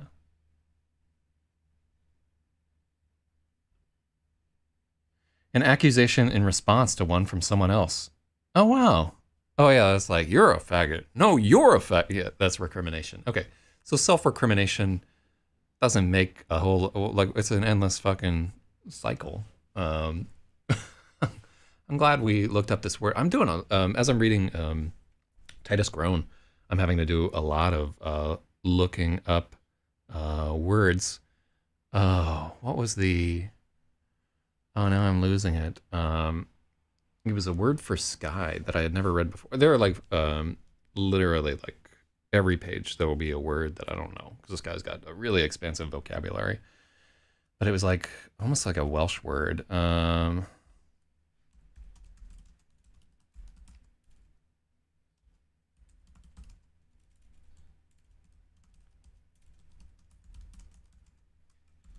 so 70-foot wingspan fighter, not the Heinkel, not the Arsenal.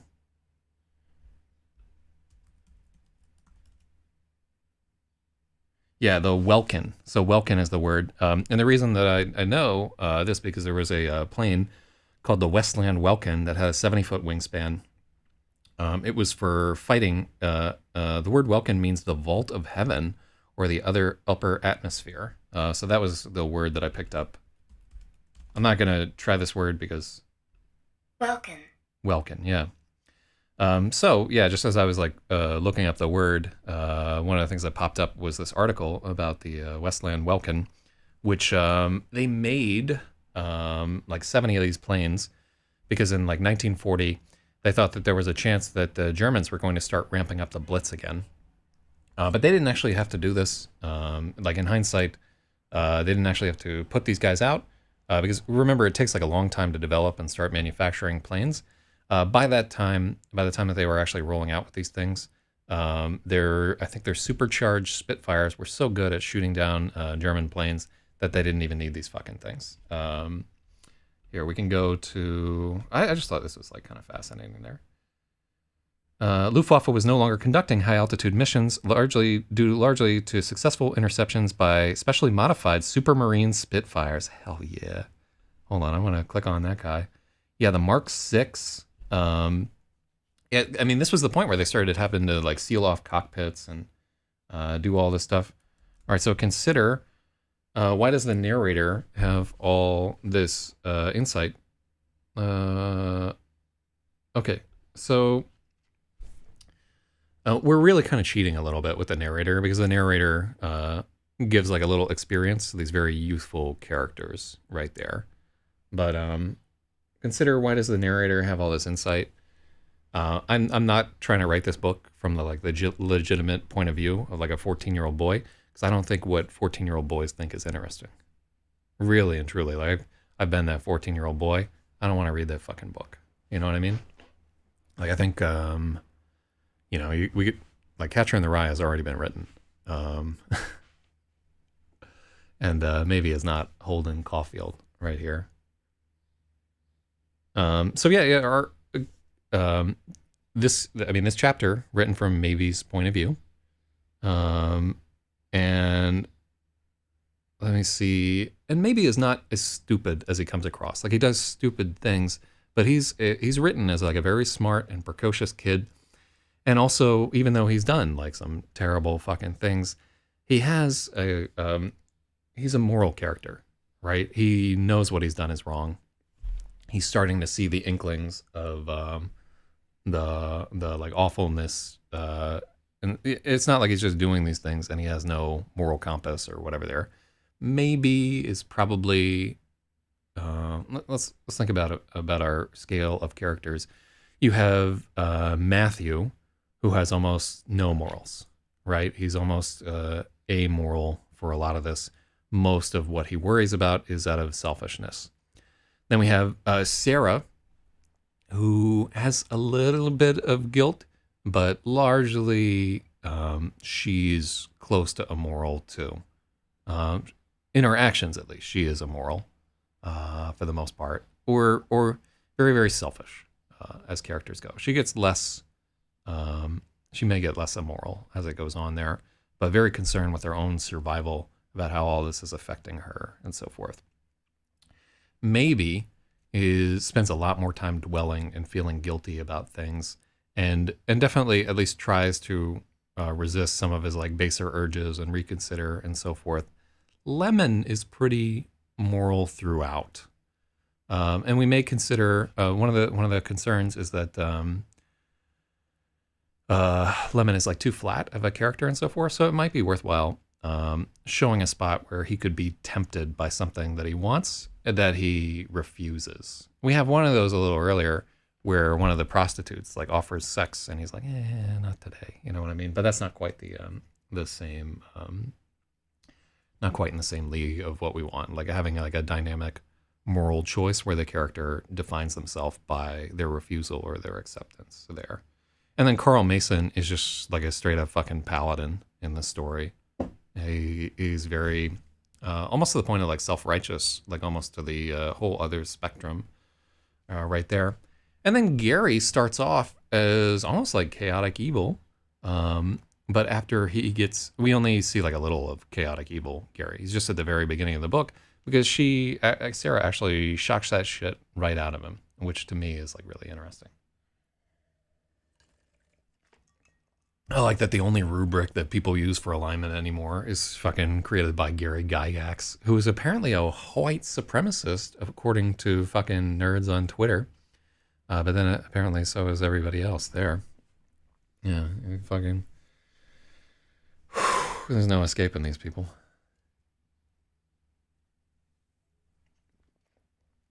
Except for, you know, like turning off your computer. Just close your eyes. Just walk away from the screen. To me, that tweet is like the whole reason why Twitter exists. I've gone into that before. Fucking Tyler, the Creator, is such a real one.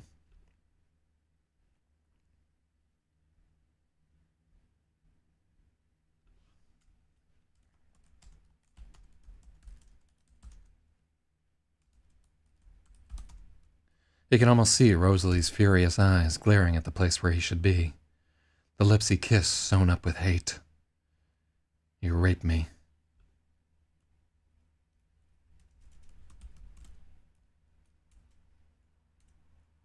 Here's a spot where, if we wanted to be very specific, we could talk about like the light, dark mustache that she would probably have, just like on her upper lip, if she is indeed Puerto Rican. But it's a little distracting to throw it in there.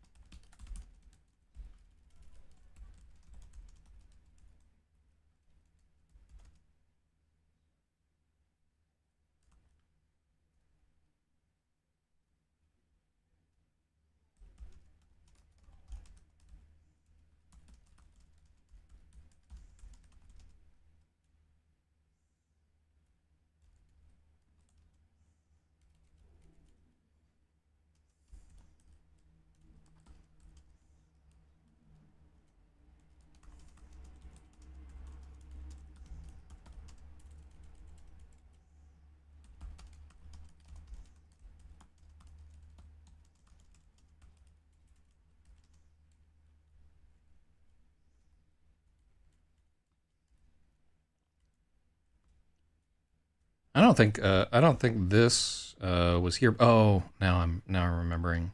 Yeah, we.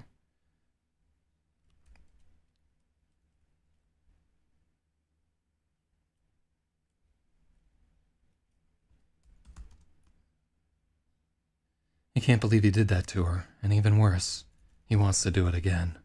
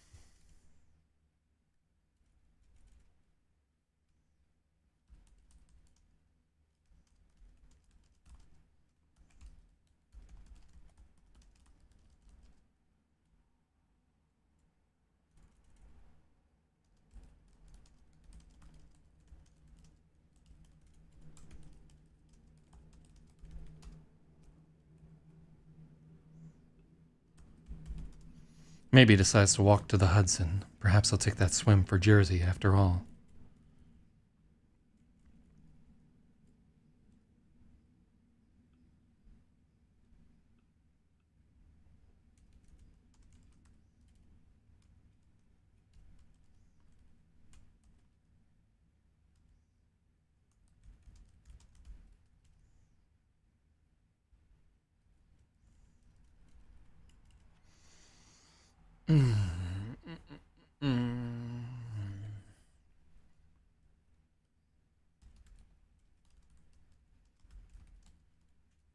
Warlock.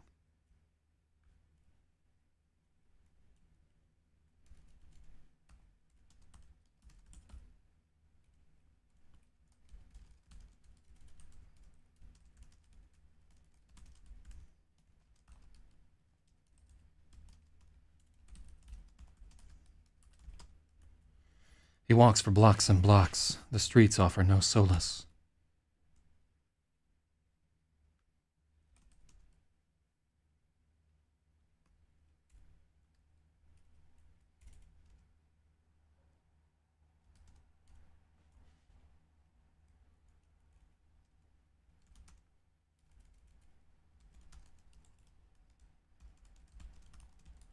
The sky is a slab of gray fog that swallows the tops of buildings. Coronas ring street lamps in the mist.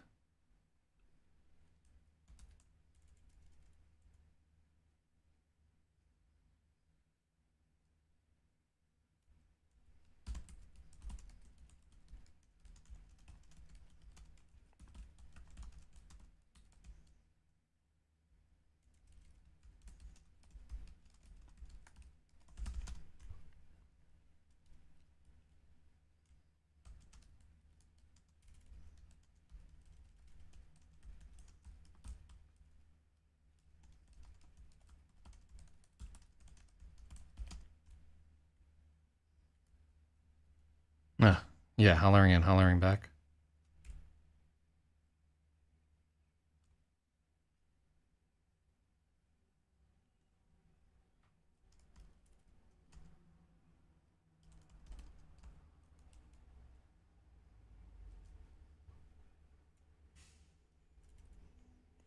It seems like everyone maybe passes is alone.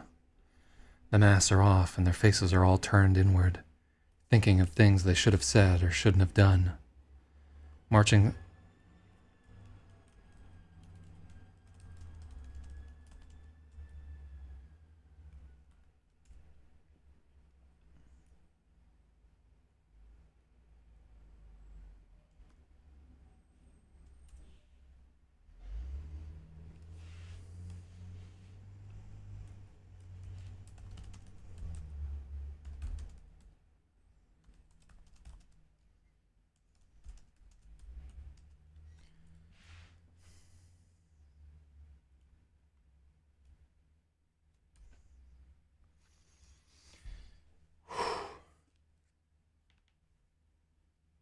Ooh.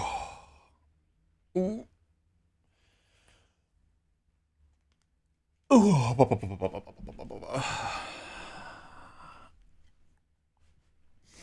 I like that there's a pork loin roast waiting for me out there.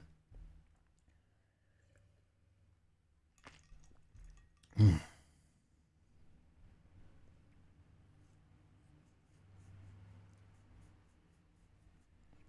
Yeah, I'm going to try something different with that one. I have an idea. All right.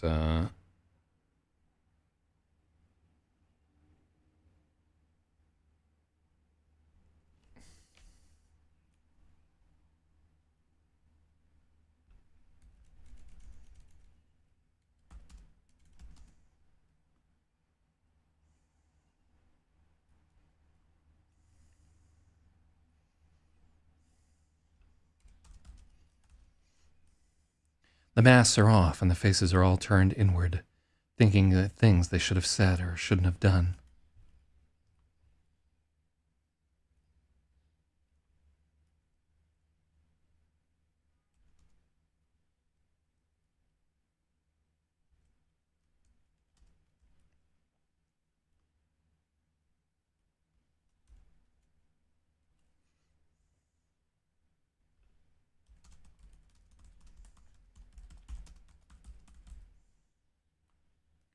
Let's take out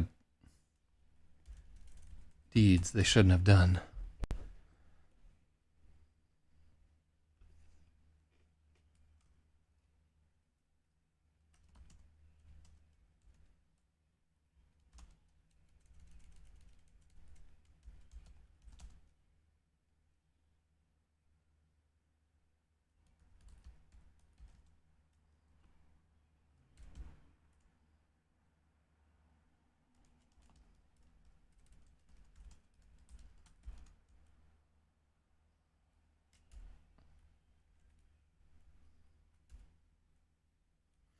I don't like golems.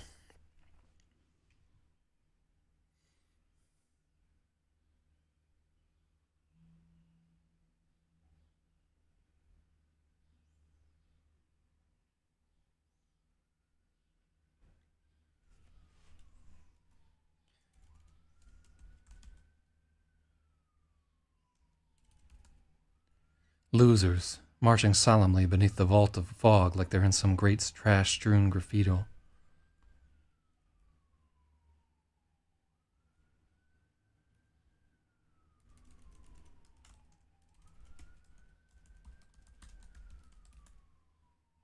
Defeated soldiers. Yeah.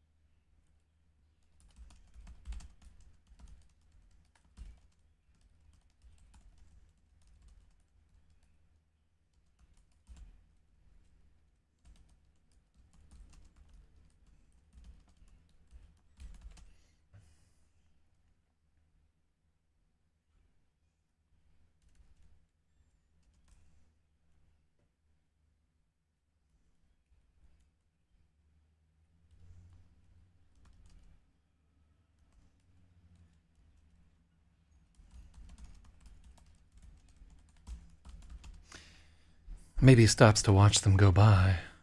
Uh,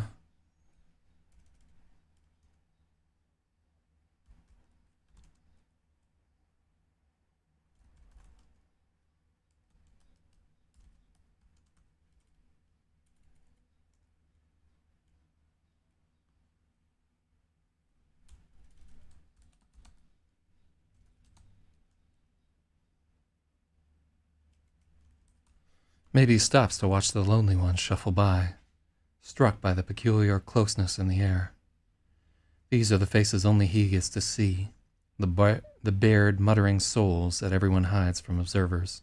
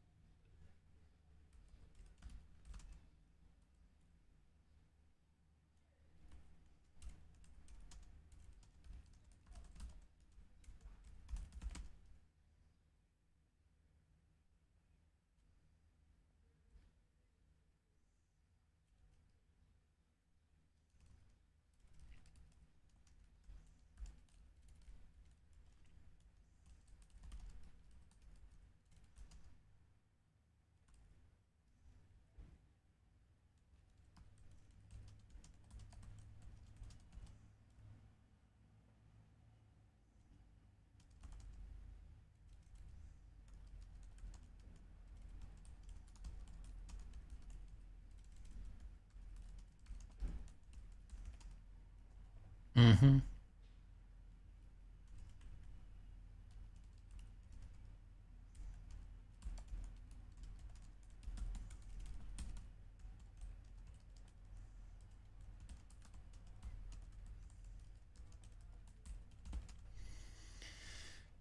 These are the faces only he gets to see, muttering, despairing, bared souls no one can be allowed to observe.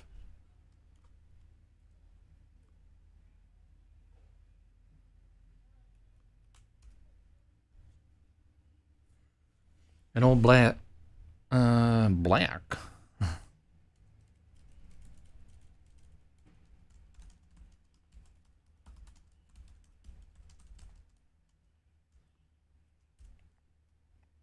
An old black man limps in Maybe's direction with a cane in one hand and a bottle in a paper bag in the other.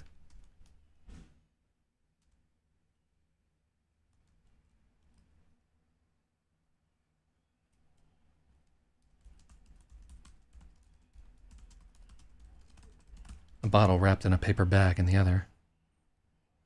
For a moment, Maybe wants nothing more in the world than a nod of the head.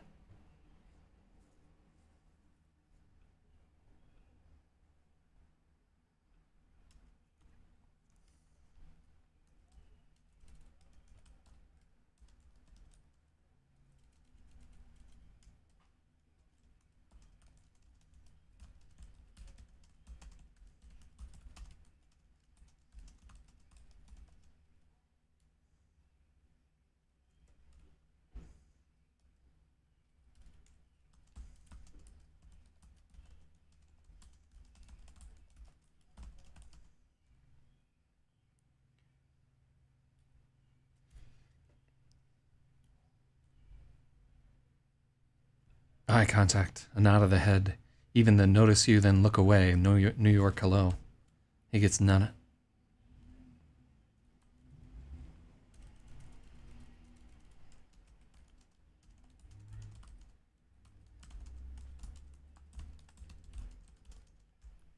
He'd even settle for a notice you then look away, New York hello.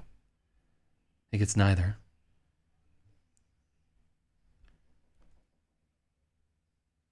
Hold on just a second, let me see. That's somebody attempting to deliver a package.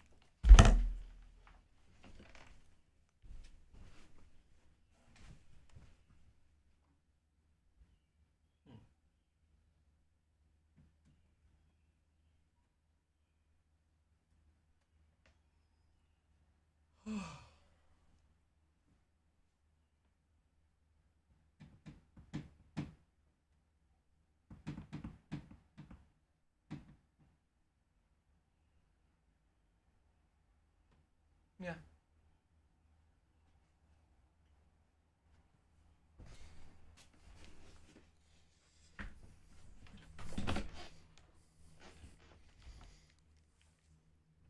Nope, just some crackhead rattling around. Shout outs to New York. What do we got here?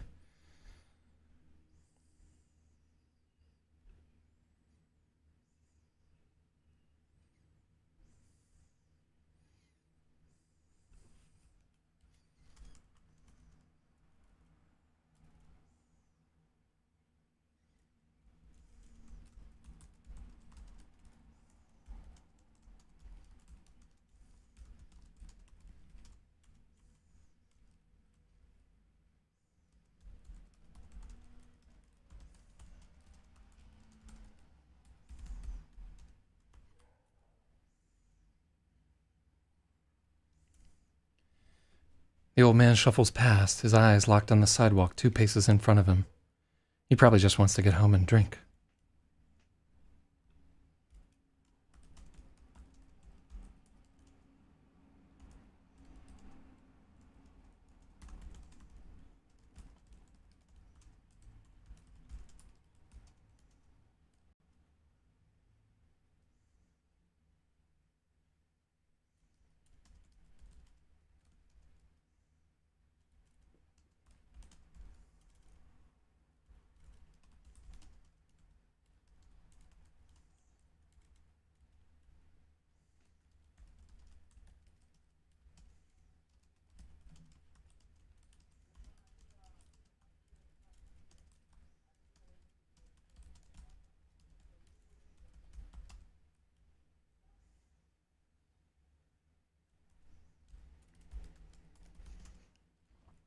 Get home and dink?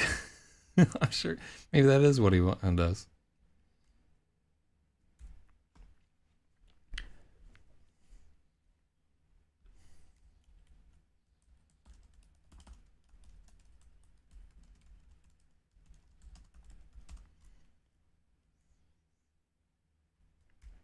He never suspects there's a ghost standing beside him. Let's check it out.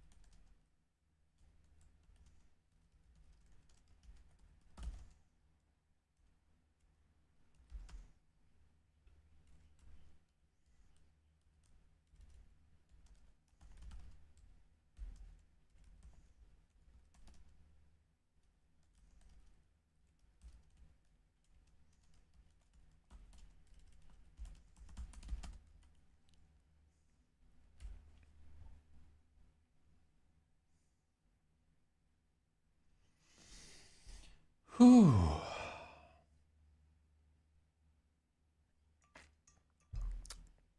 It's a tough chapter, honestly. Like, it needed a bunch of work. So it wasn't as hard as I thought to... we just need to get him away from Rosalie's apartment for the scene that's about to happen here. Whew.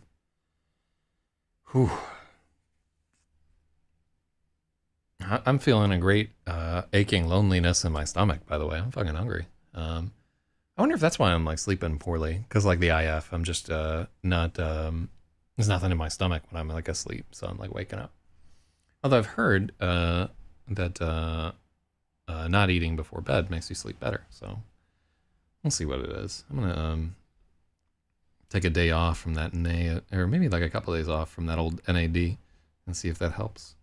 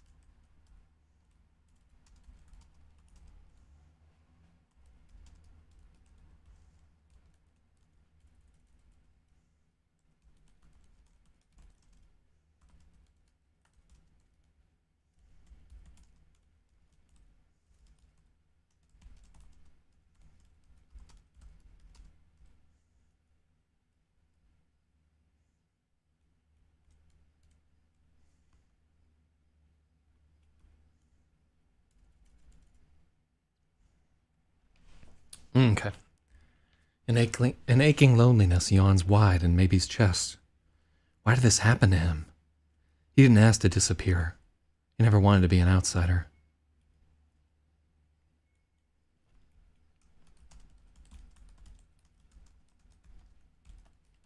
He never wanted to be an outsider. He didn't ask to disappear.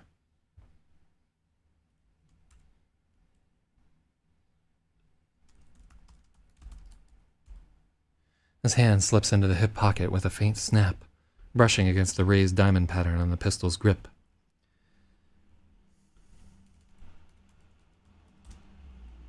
Maybe he stands frozen on the sidewalk, fighting with himself.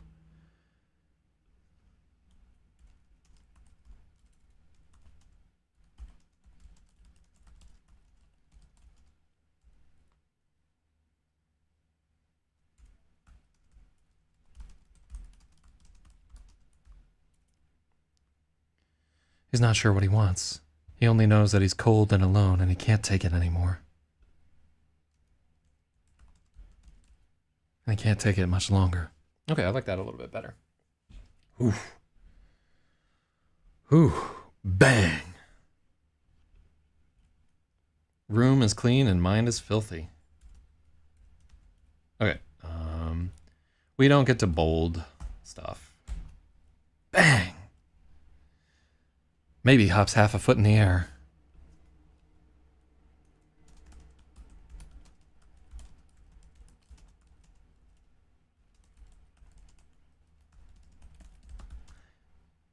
Maybe hops...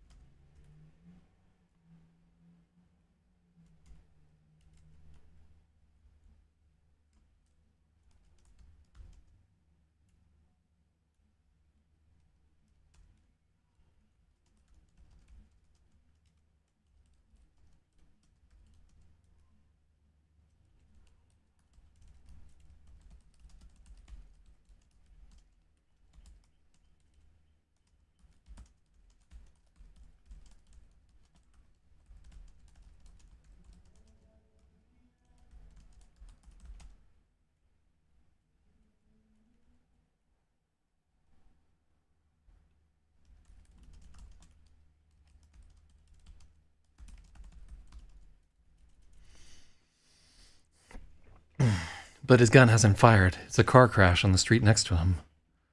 A woman in a hunter green four-door Honda came to an abrupt stop, thinking she'd found a parking space.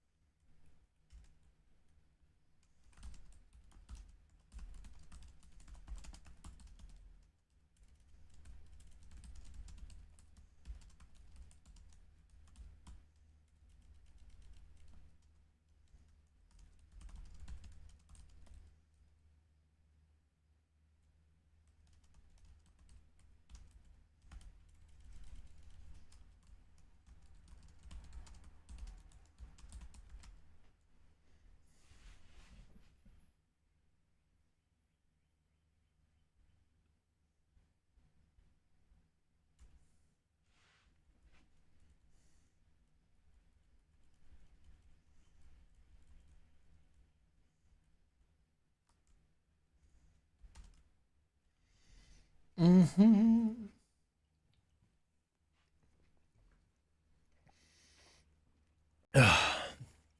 So just an update. Let's take a look here. So we started at 336.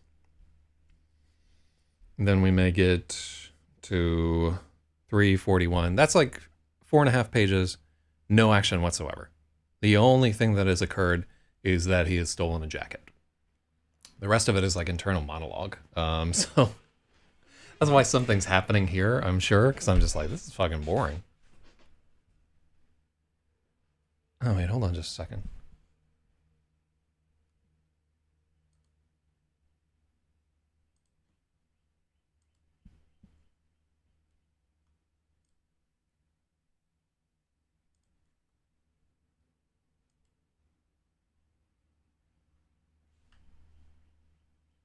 All right. I should have done that on this screen.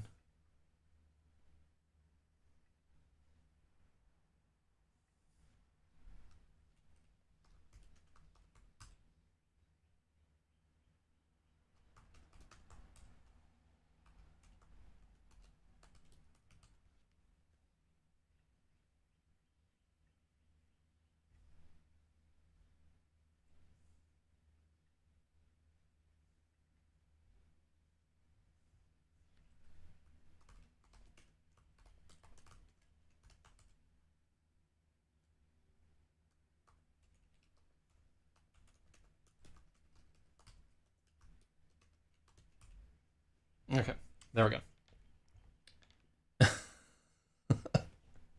I just accidentally banned somebody because I thought that they were somebody that they were not.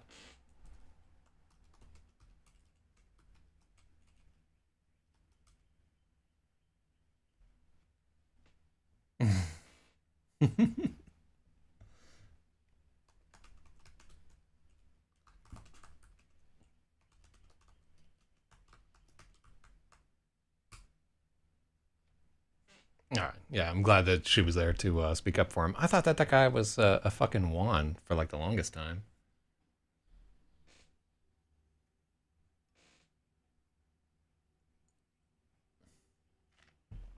All right, there we go.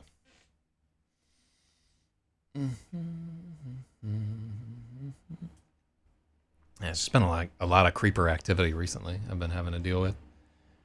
Anyhow,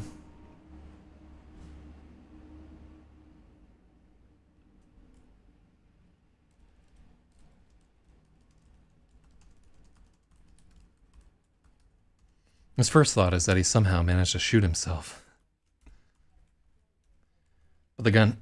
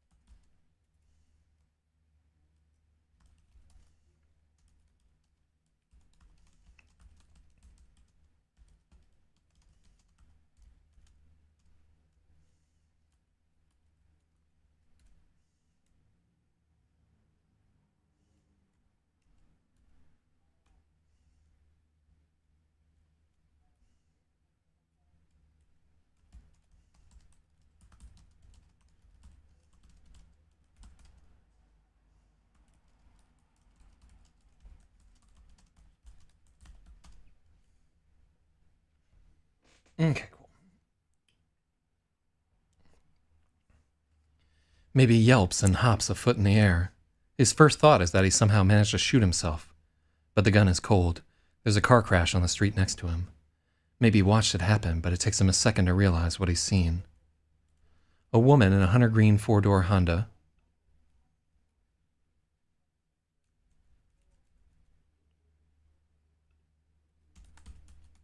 A woman in a hunter green Honda sedan came to an abrupt spot, thinking she'd found a parking space. She didn't see the hydrant.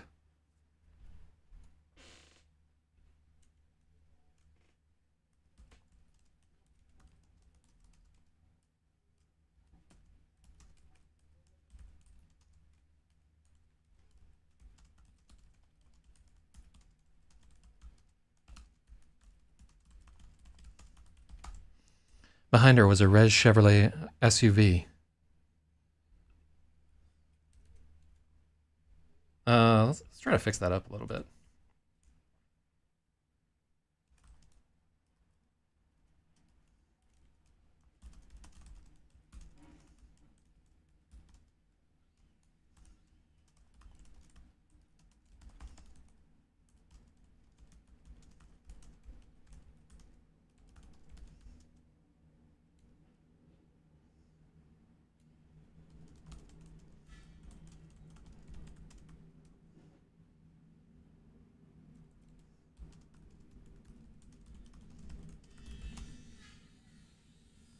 Are you fucking serious? Oh, I guess it's... Yo, it's not 9 o'clock yet. They can't be working a fucking angle grinder. Well, I'm gonna go out there and let these motherfuckers know. Hold on. Hold on. Hold on just a second. Let me take a gander here.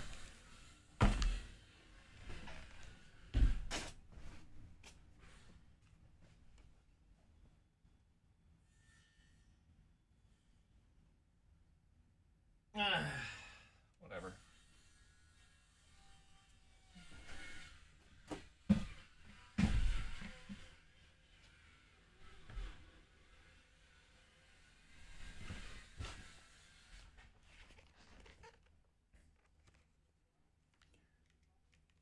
Alright, well, whatever. Let me see there. It's loud enough that we can hear it. Yeah. It's fucking annoying. I don't know. They get to start work in like 18 minutes. What am I going to do? Go out there and argue with them now? And then fucking they start again in 20 minutes? Alright, hold on. Oh, that's bad enough that I got to do something.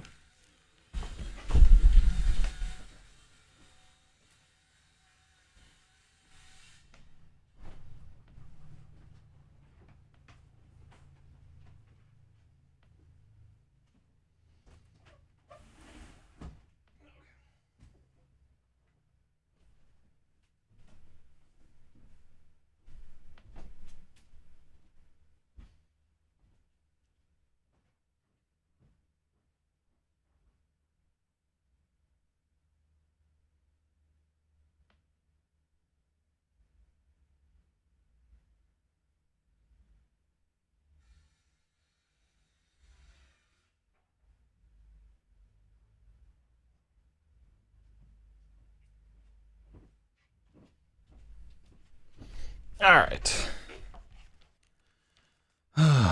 So that should be slightly better there. Yeah, it's like a fucking circular saw, not an angle grinder, which is a little bit better. And also, it just means that they won't be doing it for long. You spend less time doing cuts than you would for whatever. Looks like they're just setting up like one piece of plywood. Ugh, and they don't have... Ooh, you could fucking wreck those people, by the way, at the moment right there. Because it's... You have to have permits now to be like an essential construction worker to do anything. So like any fucking report, they come out there, the inspectors come out, the fines are horrible. But, I mean, it's just some guys trying to do their fucking job.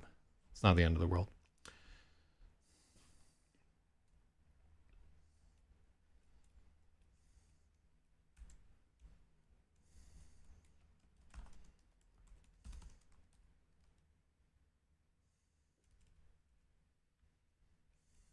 A woman in a hunter green Honda sedan came to an abrupt spot.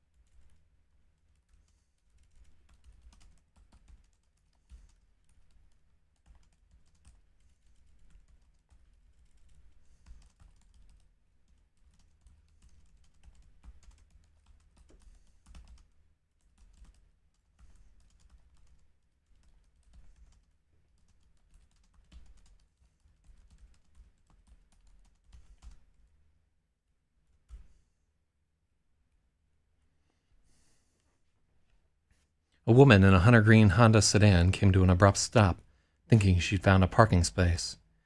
She didn't see the hydrant.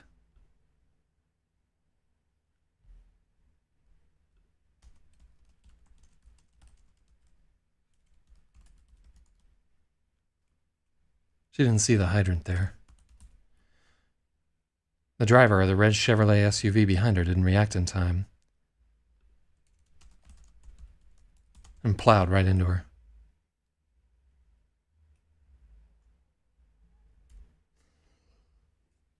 Oh, shoutouts to Skip Donahue. And plowed right into her.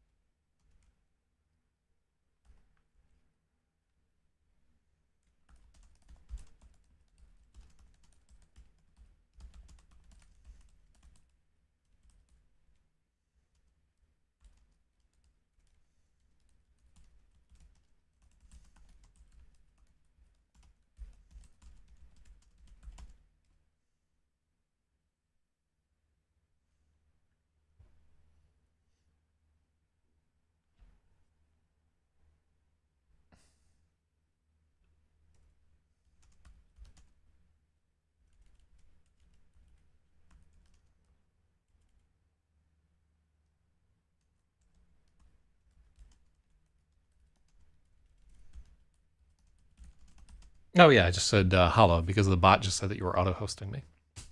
Real talk. Skip Donahue.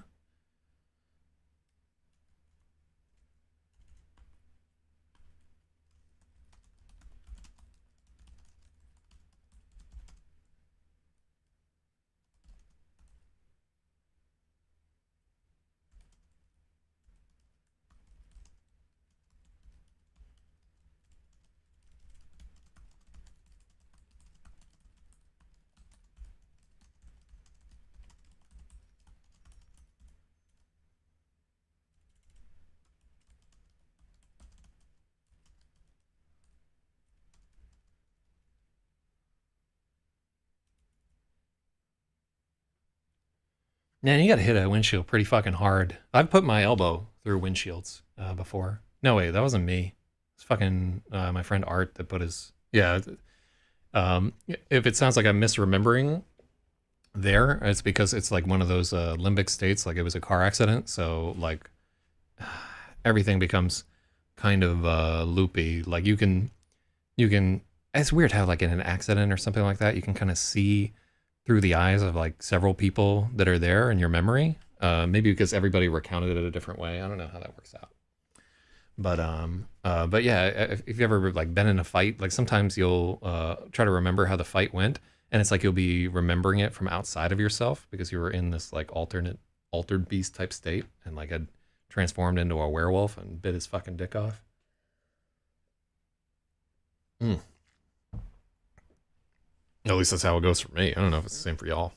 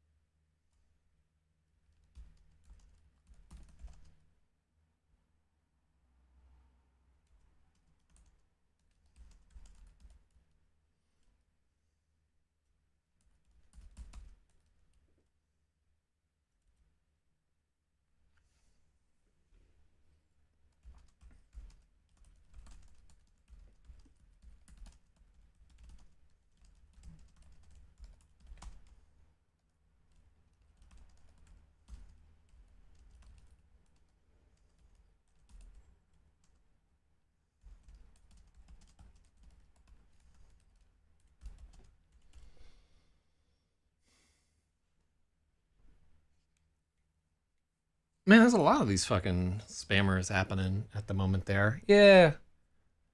Honestly, like, what if all these people, like, rioting and looting and shooting and so forth, what if we all got together and just said, as human beings, we're not going to accept anybody who's spamming shit any longer. And just all women agreed not to fuck them, and men agreed to beat them down if they saw them on the street. And then you just became such a complete pariah for being a spammer that even in like the darkest depths of Bangladesh, nobody would hang out with you ever again if you held this occupation. Fuck that shit. Can't stand those motherfuckers. Like, I just don't like, fucking parasitic activity if I can help it. Although, it's not like I'm a fucking prime mover here over anyhow. Got a lot of chapter to get through, and we ain't gotten through much of it yet.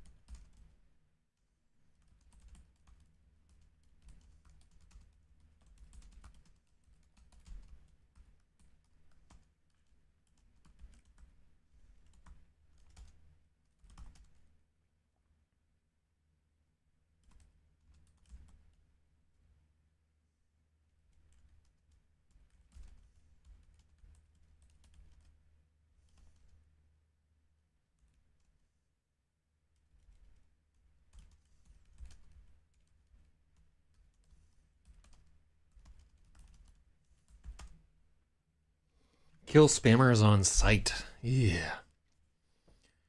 I don't know, man. Like, honestly, I feel like a lot of the ills in our society could be resolved by like a collective decision by women and gay men that we will not fuck the people doing these behaviors. Right? We could almost have like a sex union there where everybody just said, like, if you're doing these things, we will not fuck you. And it became like a publicly spread type thing. Every so often somebody's like, never fuck Republicans or whatever, but that's too broad, right? Because people are gonna fuck Republicans, really. Like they just work out more. Sorry. And they have more money, so it's just not gonna work out for you long term. But there are certain behaviors, like practicing law, for instance. That's a good one. Or or spamming people, or fucking, dumping toxic waste into the Ozarks. Like, those are things where I feel like this could, they're all wankers anyway. Well, they're indeed wankers, but, yeah, I feel like we could have, like, some kind of consolidated compact. Yeah, really, like, unionization here is the key to deterring these kinds of behaviors. I mean, some people do already, but really, ultimately, everybody needs something out of society, and getting trim is one of those things. So we could potentially wield that effectively, or you can just castrate these fucking people. I don't know. Just spitballing here. I don't have the answers.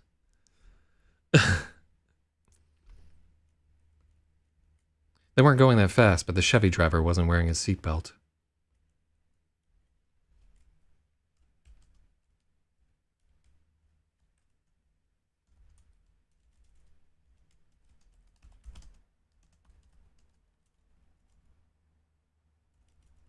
They weren't going that fast, but the Chevy driver wasn't wearing his seatbelt. The collision launched him forehead first and...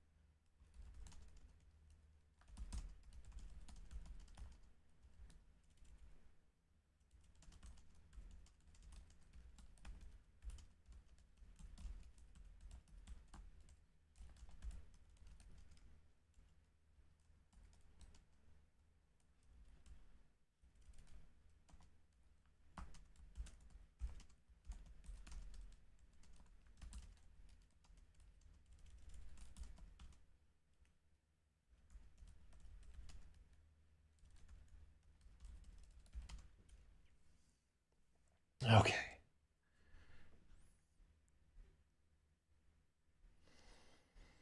God, look at how hard it was to get through that.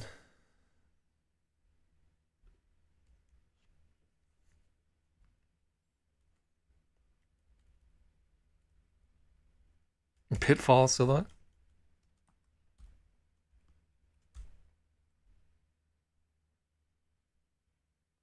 Drones with flamethrowers making spontaneous combustion a reality could solve a lot of the world's problems.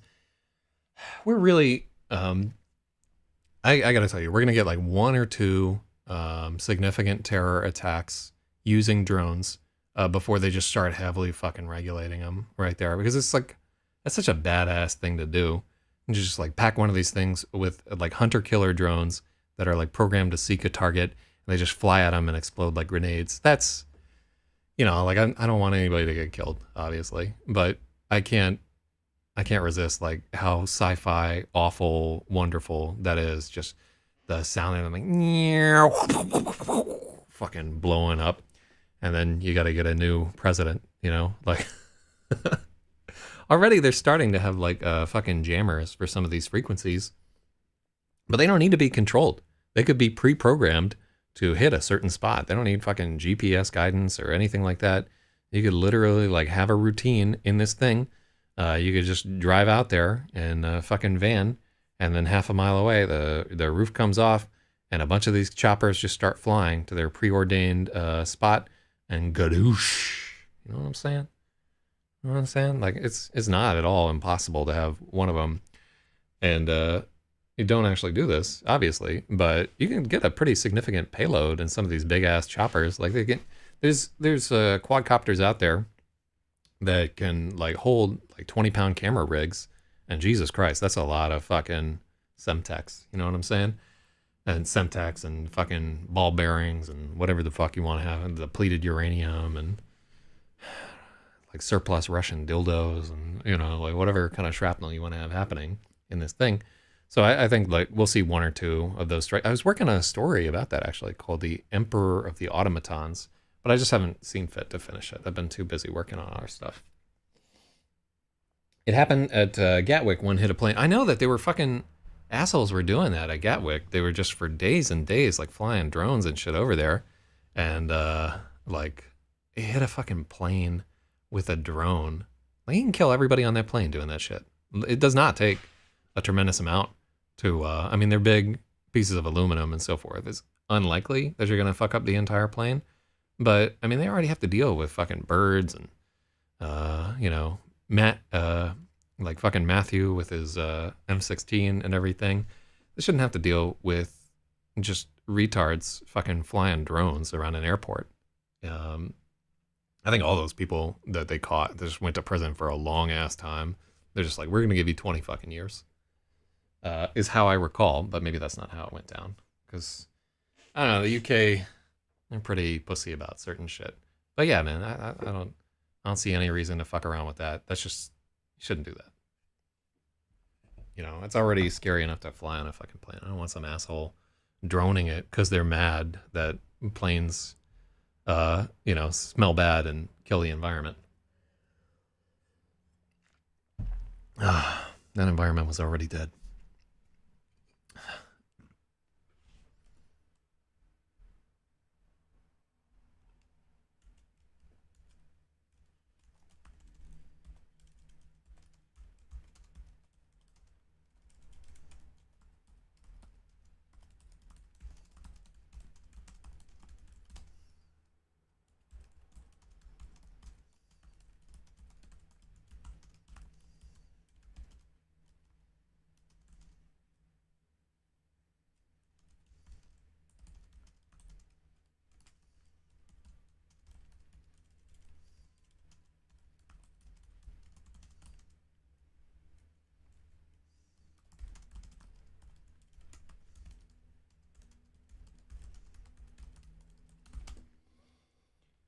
The main dude got 5 years. They said if it hit the engine, it would have killed people for sure. The main dude got like 5 years. See, that's a guy where, you know, my like everybody decides collectively to ostracize them. That's a good spot, right? Yeah, like flying fucking planes into airport. Yeah, just eventually, as people, we're gonna have to like collectively get together and make some hard decisions about what we're going to accept on this planet, or we'll just get into like such a huge conflagration that the scavengers will be picking through what remains. IMO. But yeah, there's no call for that kind of horseshit. Fucking eco-terrorism type nonsense. Like and it's not like there's any shortage of things to annoy people about on the environment in the UK. You could just go fucking like charge those fox hunters and like jump on their horses and shit like that. Like if you want to virtue signal that you're a good person. Yeah, I'm not too keen on like hunting foxen. By the way, foxes are pretty smart. I don't see any reason to hunt them. Uh, Although foxes are also assholes. Like if you get too many of them happening, but I don't know. I think they're like close to an apex predator in Britain because the British killed off everything else there. So I don't know that there's a lot of things that eat foxes. Foxen, they're probably just gated by hunger and lack of habitat that's suitable for them. I don't know. Yeah, so I mean, if you got to an issue where you needed a cull, I could see like letting people hunt in those situations if that's how it is, but I don't know what's happening and whether that's actually the case there. Right. All right, let me see here. What we gonna do about all this?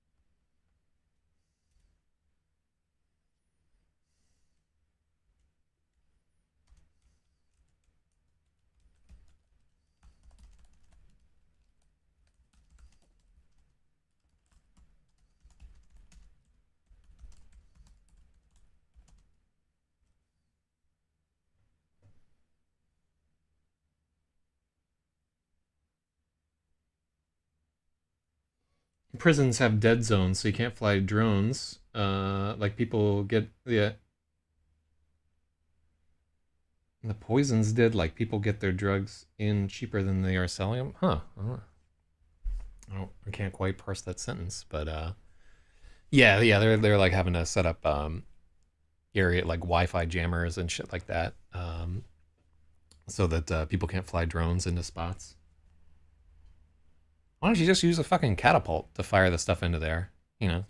Like catapult's cheaper than a good drone.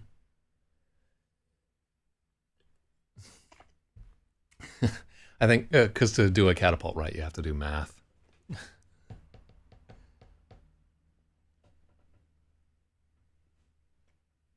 Yeah, badgers and foxes are all they got out there.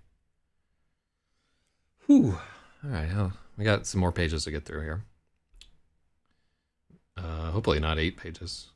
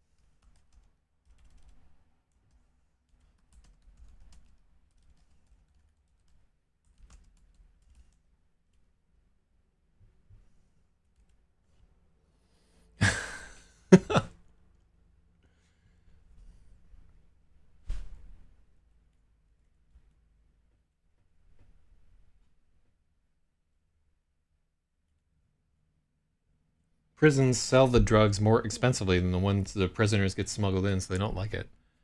Oh, are you alleging that like oh you mean like prison guards are selling the drugs, right? Because it's the guards smuggling them in there. I don't think the prisons can just like outright sell these people drugs. Although I don't know, who knows what's going on? You fucking got your Tories and your uh parliament and all that nonsense. Who knows what kind of crazy crap they're into? Oh god, why are you fucking bothering me already? It's too early.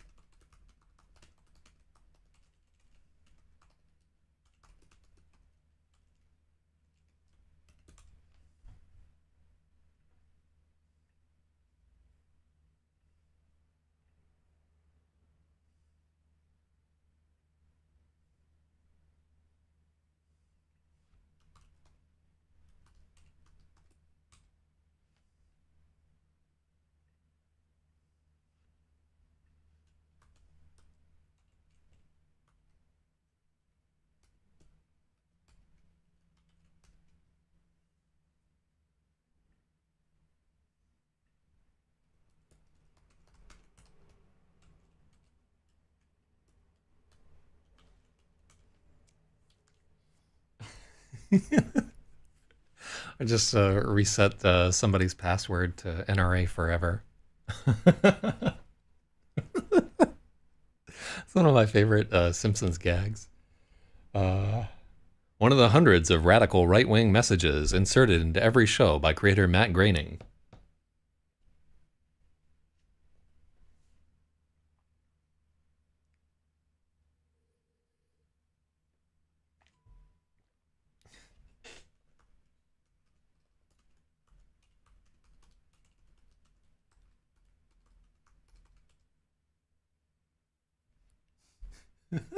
Oh no, he caught it. He's like, ew, NRA forever.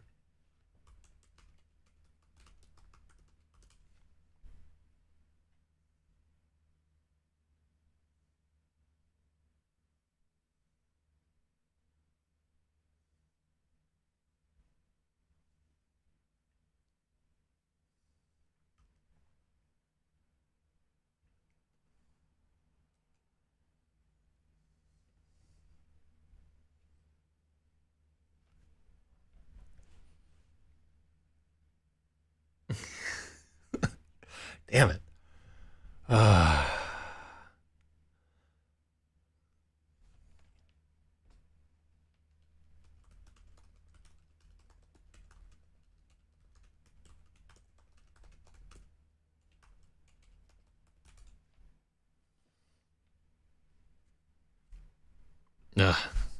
All right. Anyhow, that's fixed. Let's go back to editing.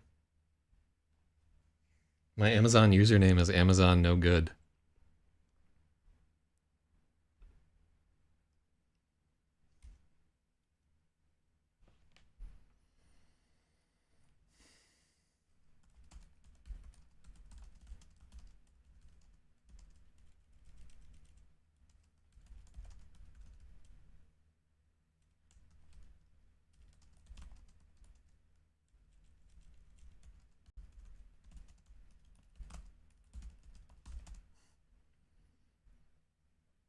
Let's try and do a little better than utterly demented.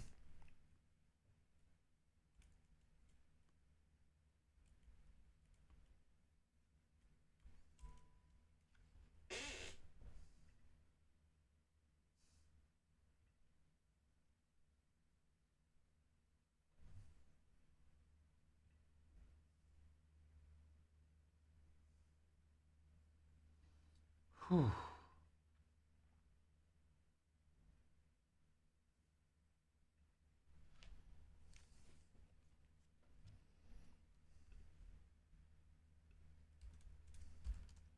Chevy man hit the windshield pretty hard. Maybe he's surprised he's still conscious.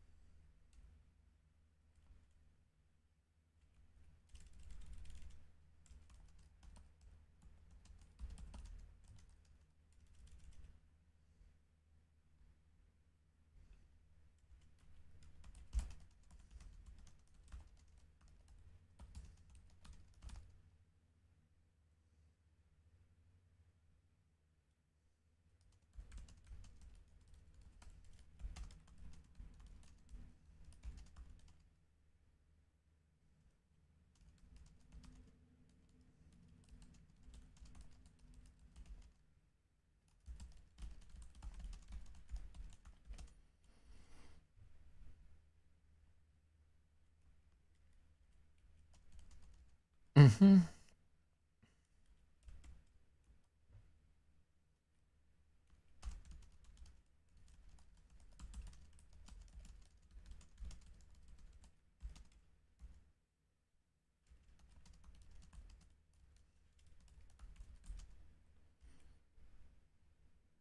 The Chevy driver is a big guy with a shaved head and a lot of tattoos. He hit the windshield pretty hard. Maybe he's surprised he's still conscious.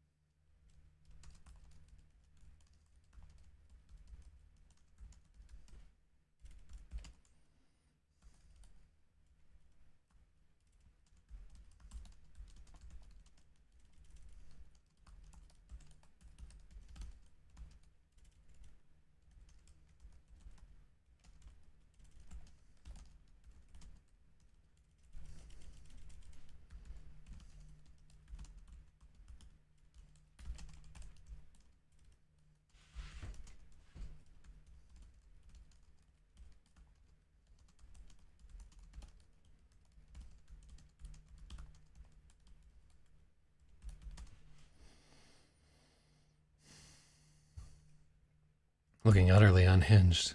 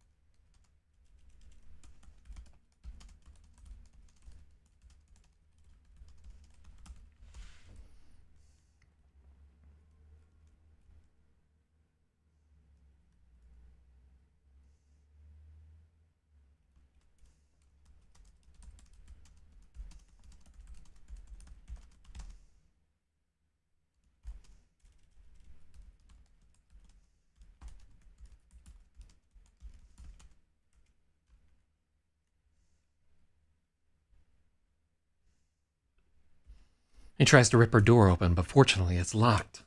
Stupid bitch! Stupid fucking bitch! Why you stop there? Why you stop? The man screams.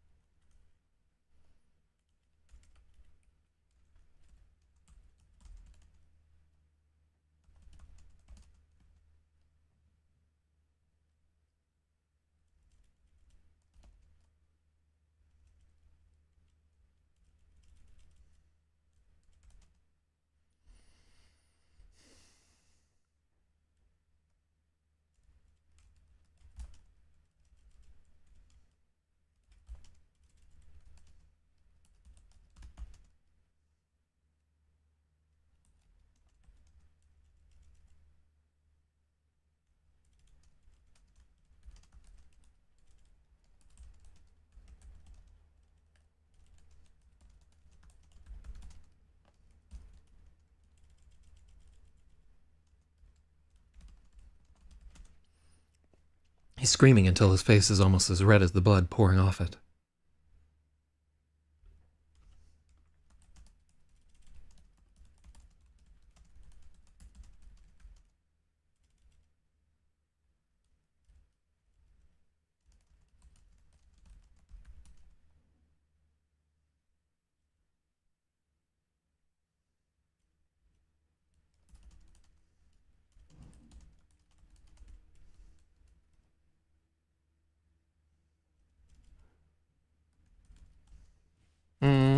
Is there a good way to say this? Fuck, it doesn't seem right.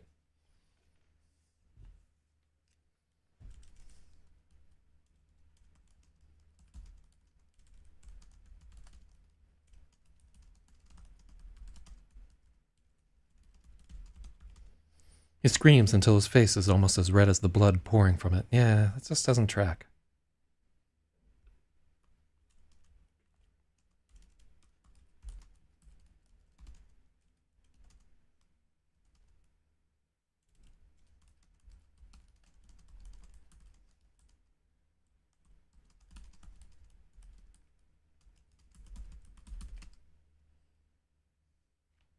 Now does it seem...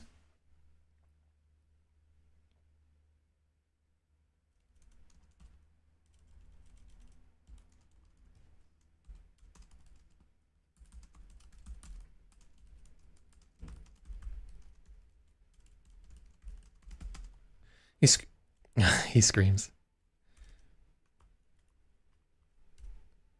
He screams until his face becomes as red as the blood pouring off it. Nah, I don't... That seems so convoluted.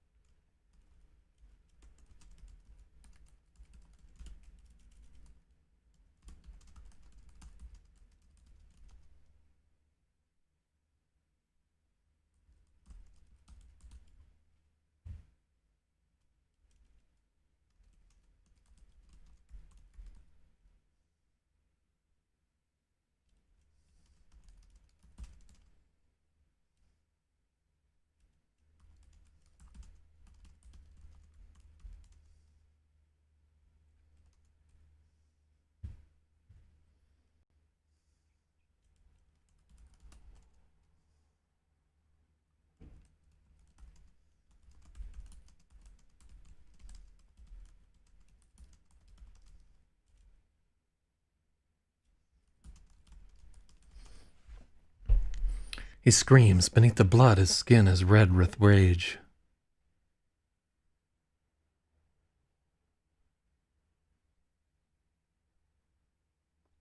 Red with rage. I'm not liking it.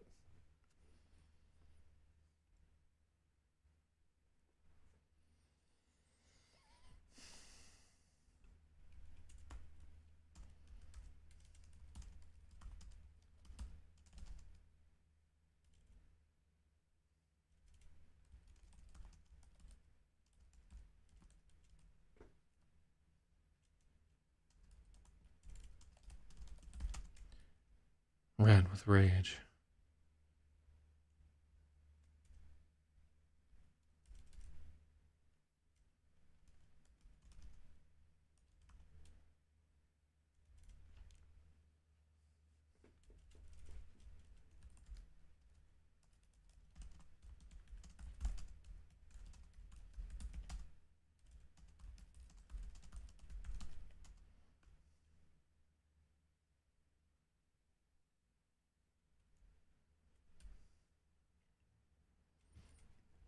keeps screaming until he's almost purple.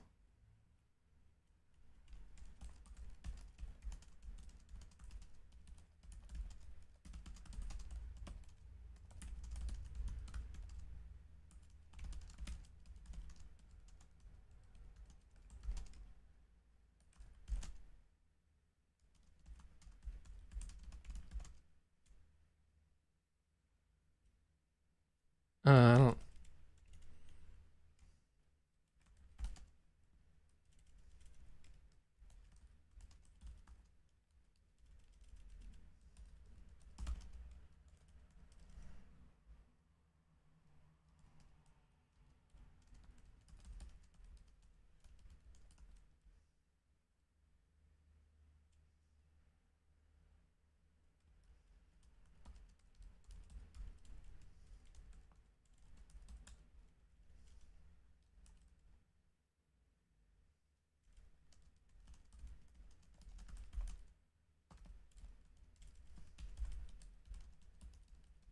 She's a tiny woman and she's completely terrified.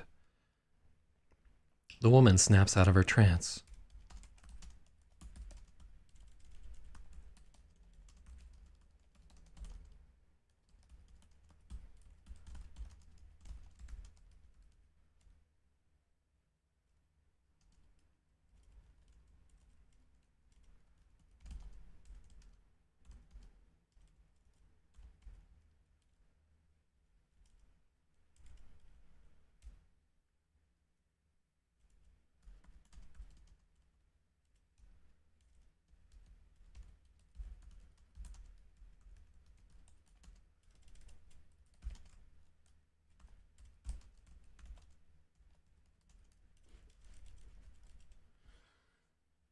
Whew.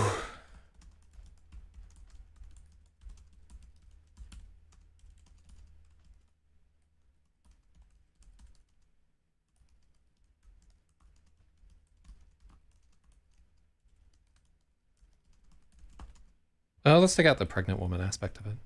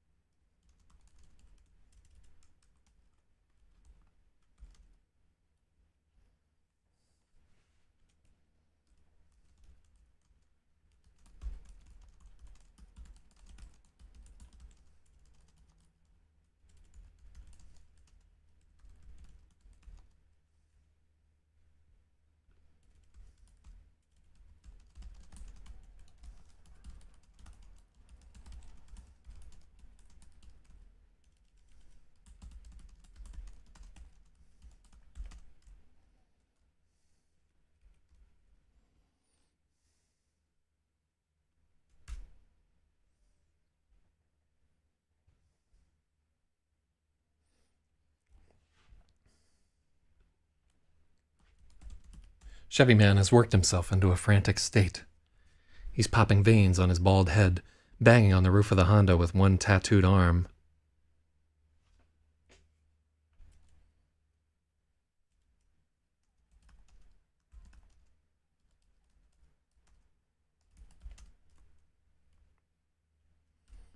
He must be high. Open the door, bitch!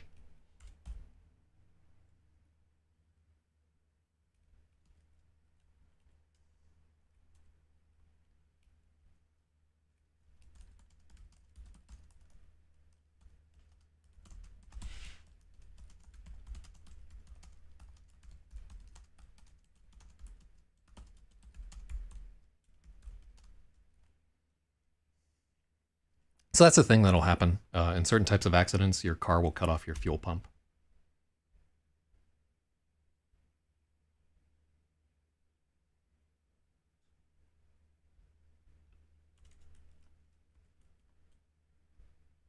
The woman tries to drive away, but the engine won't start. Won't stop. Won't. Yeah, yeah.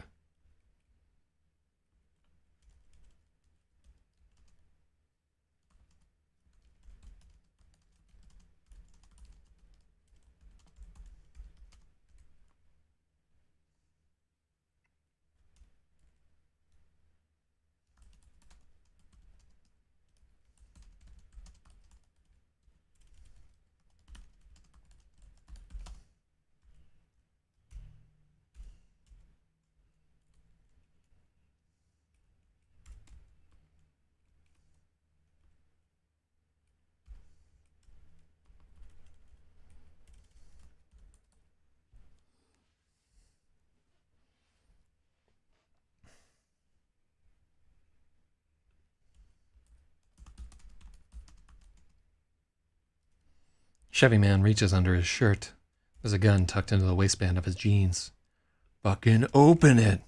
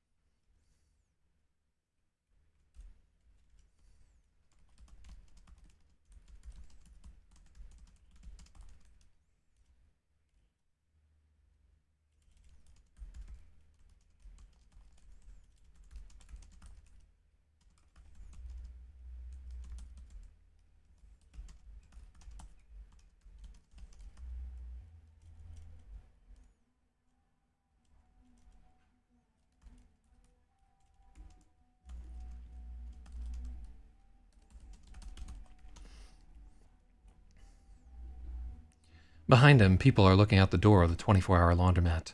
They shriek when they see the gun.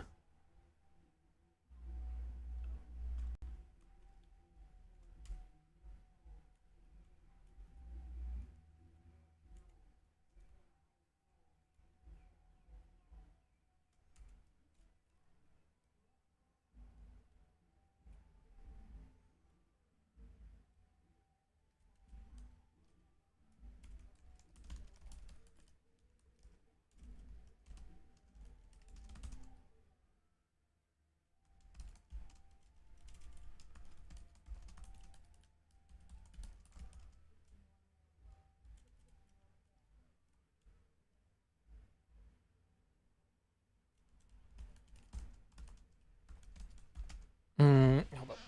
Let's fucking get some of this grease off of this screen. There we go. Good as new. Whew.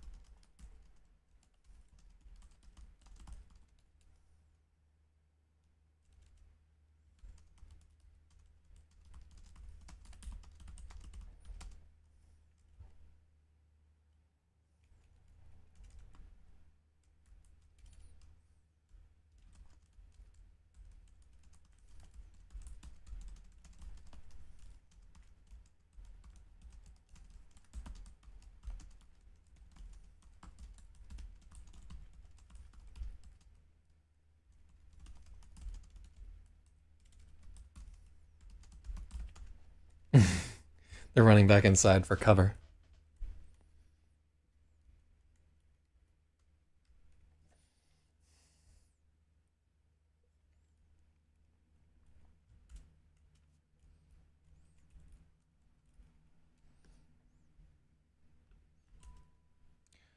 Fuck.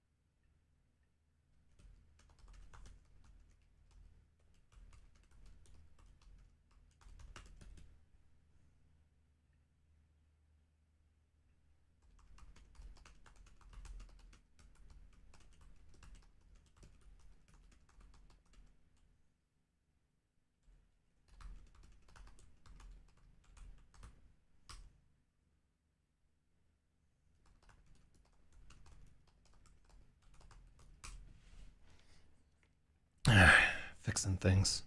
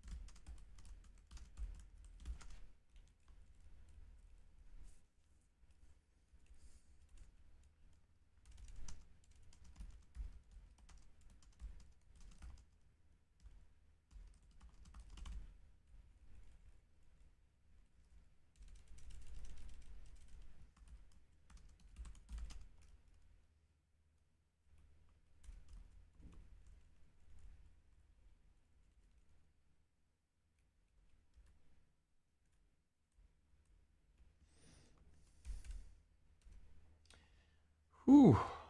Ooh, ooh, ooh.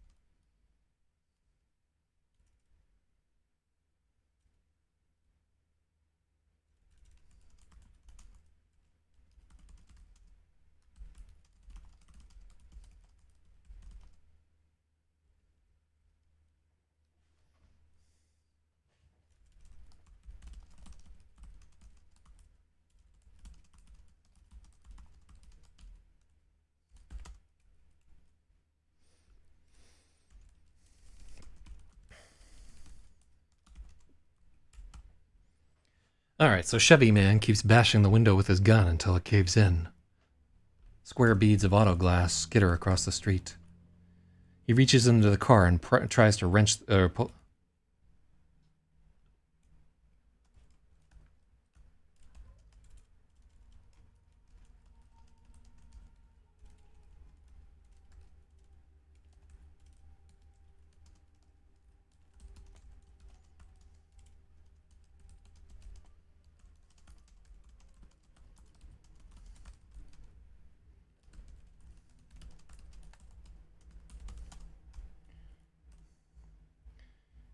Okay. Chevy Man keeps bashing the window with his gun until it caves in. Square beads of auto glass skitter across the street.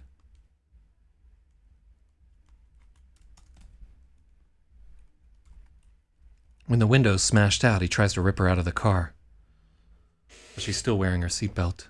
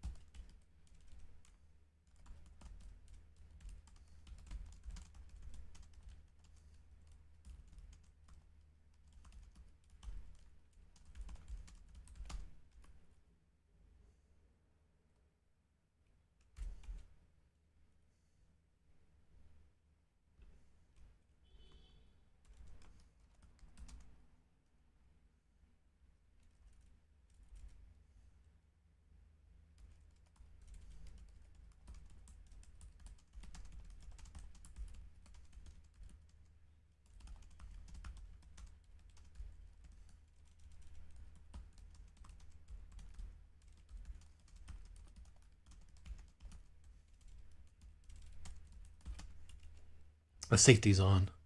Maybe he feels it now. He clicks it off with his thumb, levels the pistol at the crazy man, and fires.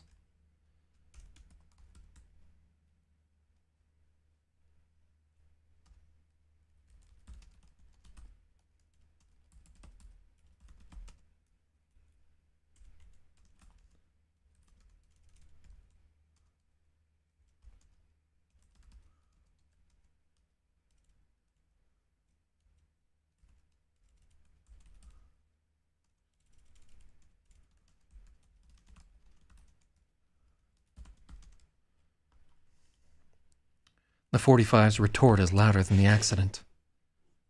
Hold on, let me make sure I'm not missing chats. Okay, cool. The 45's retort is louder than the accident.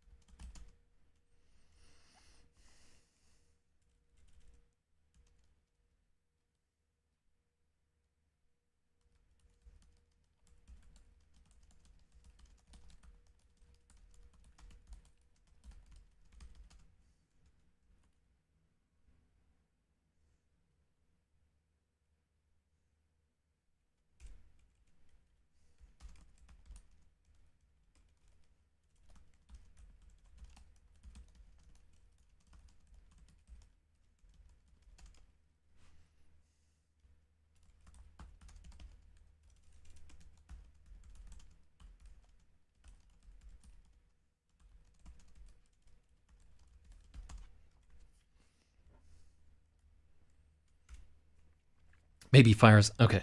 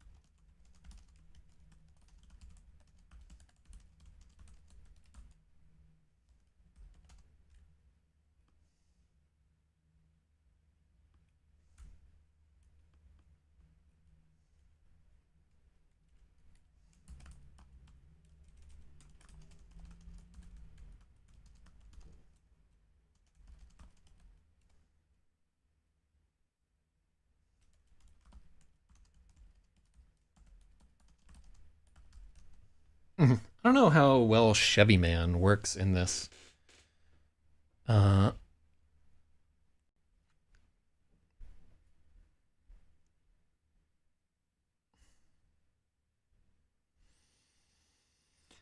Yeah, we can't. I mean, if we want to give him a name, we would have to have it.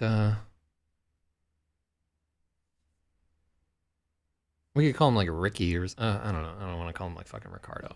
Um, it's like super cliche. It would be helpful if he had a fucking name, but like we'd have to have his name on his car. Yeah.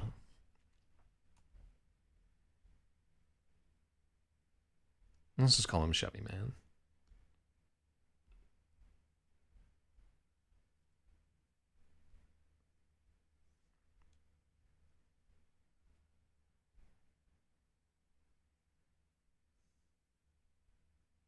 Chevy Man.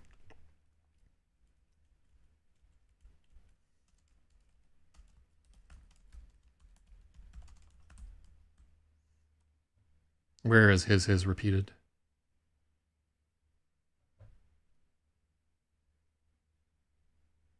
Ugh. Ugh. I don't know. I can't tell.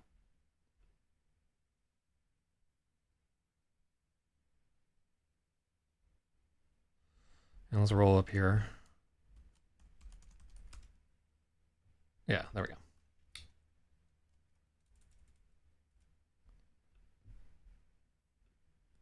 Yeah, just keep in mind that at this point my eyes are like so shot from editing for these many hours that I can't see super well. Uh, it's all a blur. Um,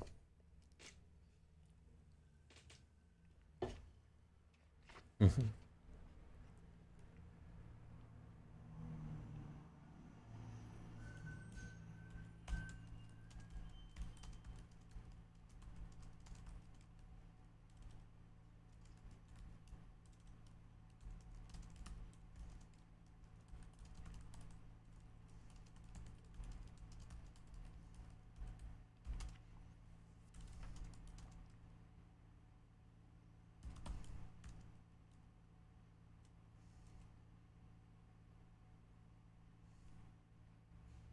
Open the door, comma, bitch. God damn it. So here.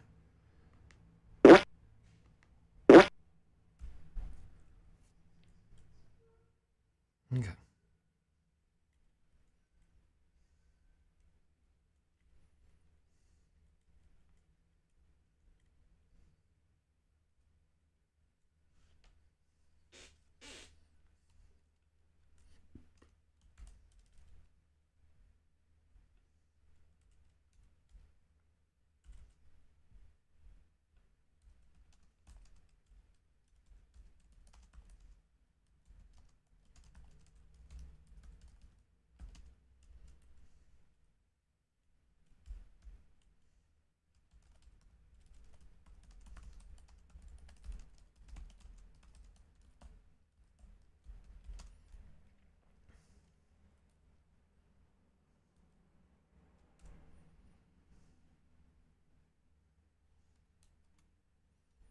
Mm.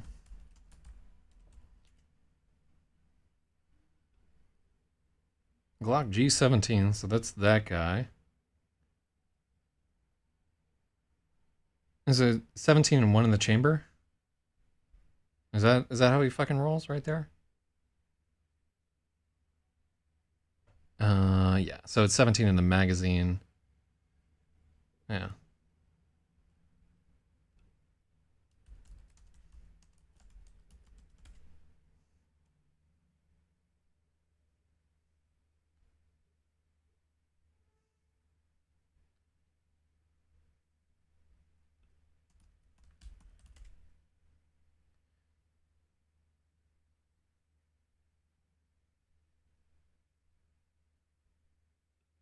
Yeah, I'm trying to think about.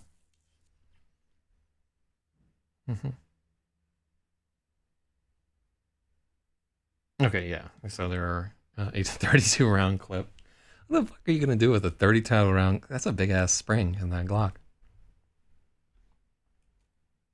clip.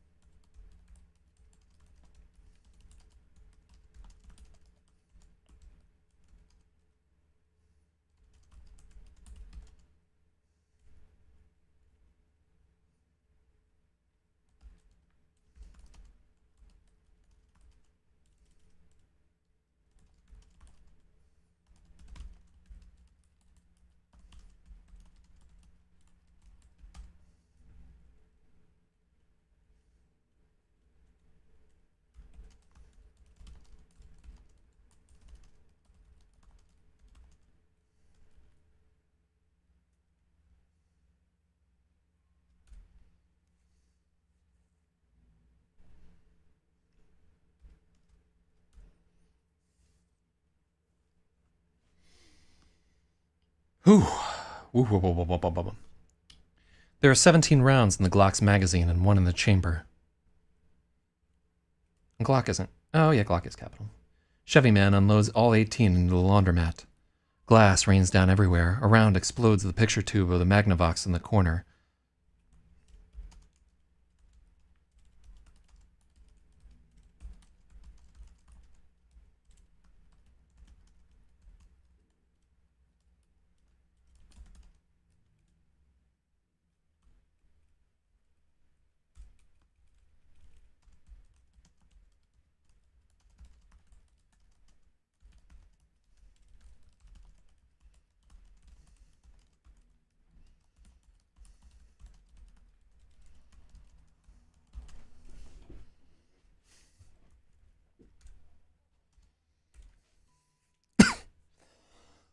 God, it still bothering me.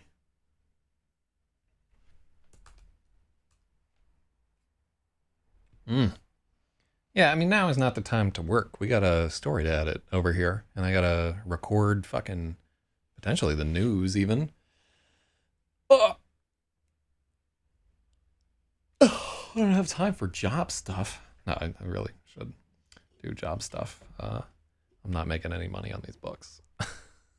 I am making money on the show though, so thanks to everybody who Patreoned it up over there. Let me see, just real quick, if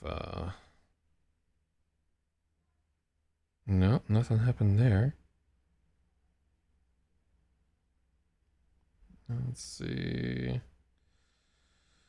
What a bummer. Oh, it's already 10 a.m.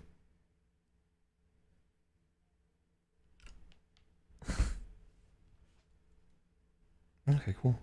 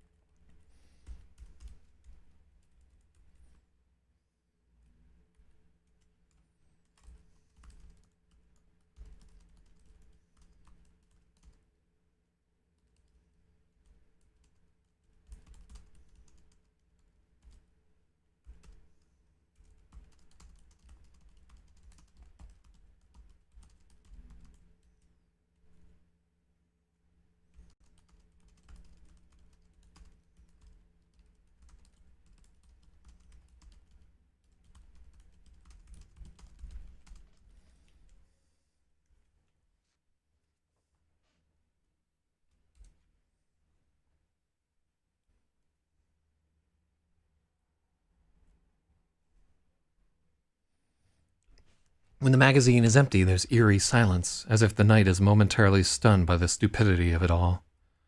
There are plenty of holes in the drop ceiling, but none in people.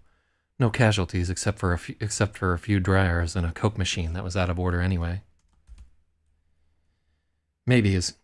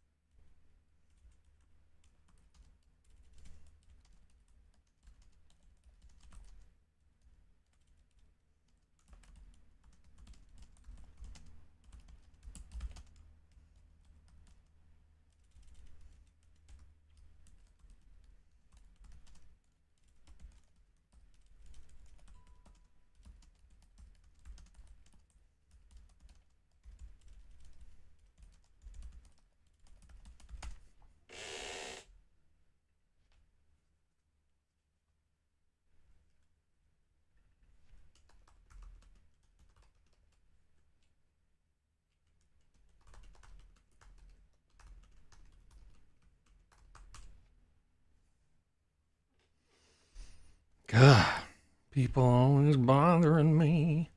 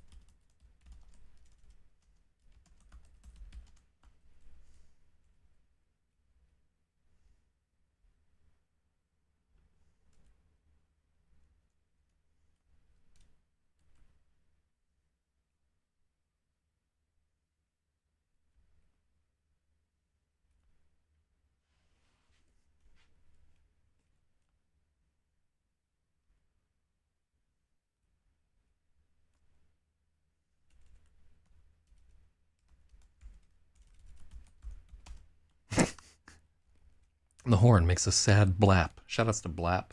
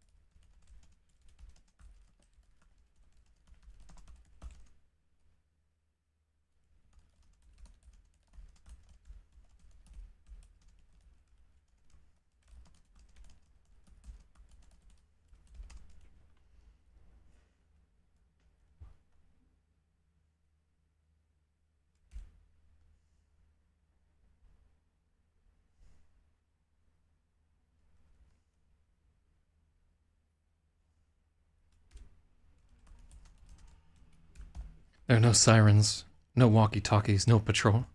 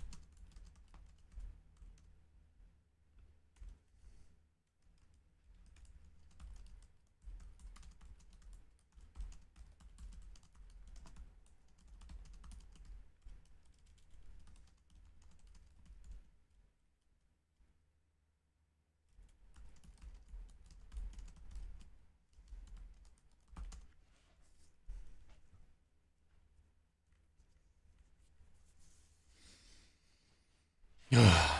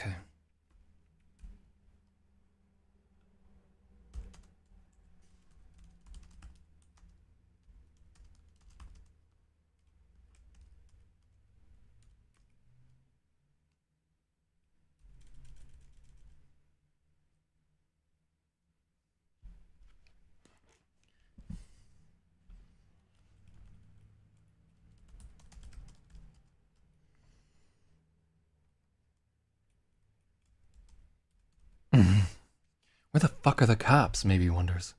It feels like they should be here by now. He tries to aim, but his eyes can't focus on the barrel.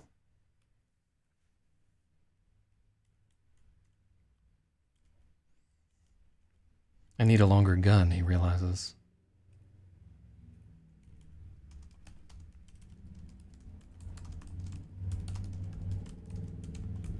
He realizes he needs a longer gun.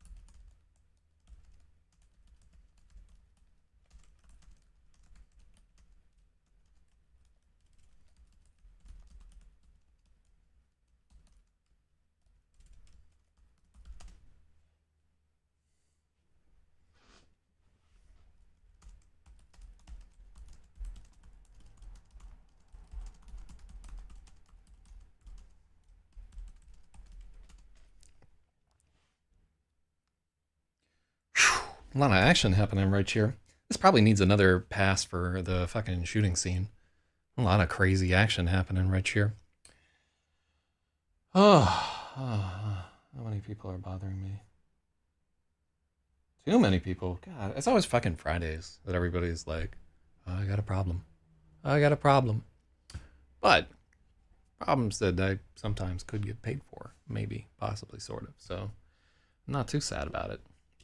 I'm just sad it's taken a while to edit this chapter. I don't like feeling ineffectual with our editing.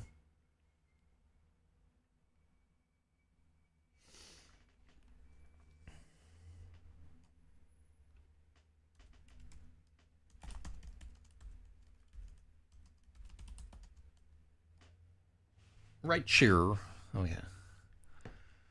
Oh, yeah, indeed. How far along are we? Fucking, this is a shitty time for it to do this pinwheeling thing. There we go. There we go.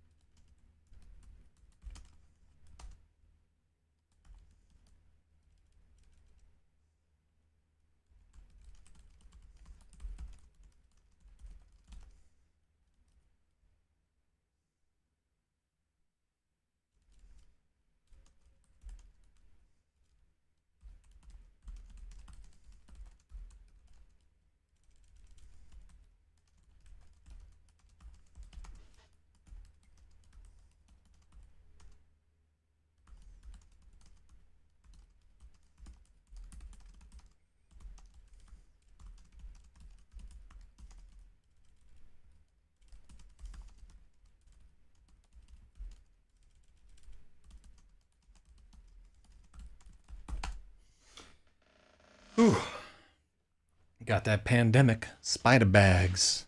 WMD. Fucking on the wire. In the distance, a siren wails. The man bolts directly towards Maybe.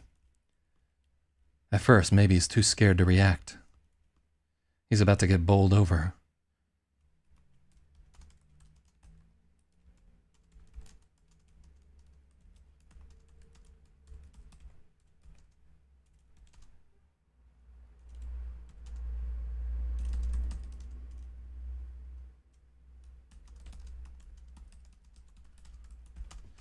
But then it's as if a switch is flicked and his fear turns off.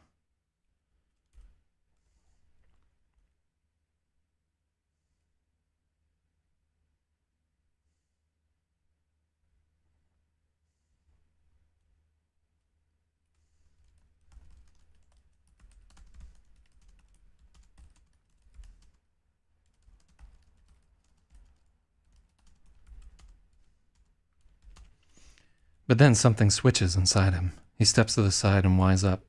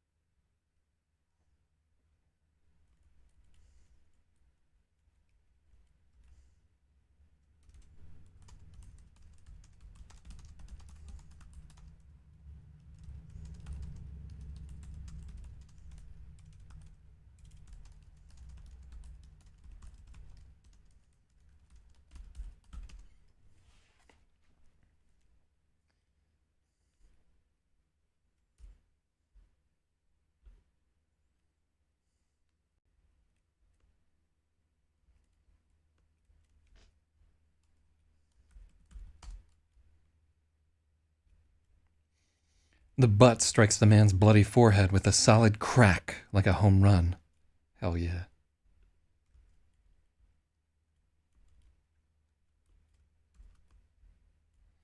I almost want to say like the first home run of the season, but no, it's too much.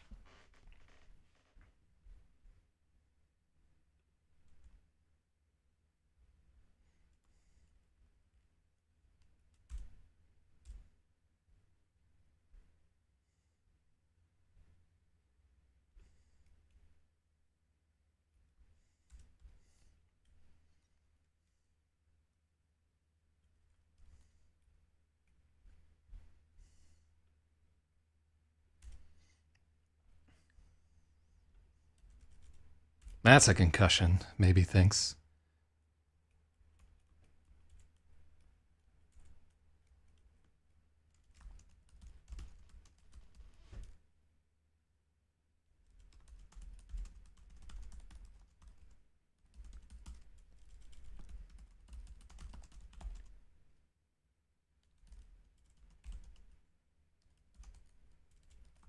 It felt funny when he clobbered the guy. Something gave way.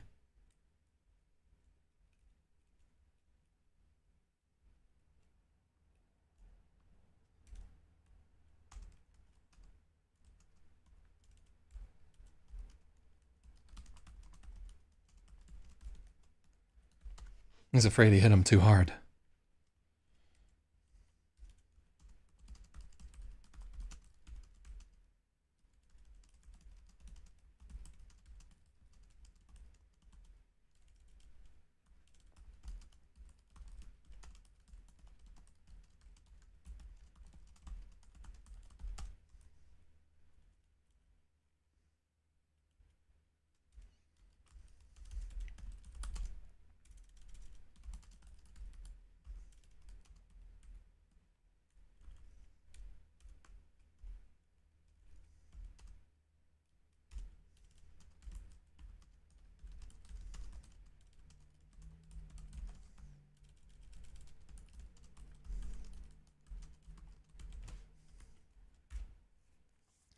It felt funny when he clobbered the guy.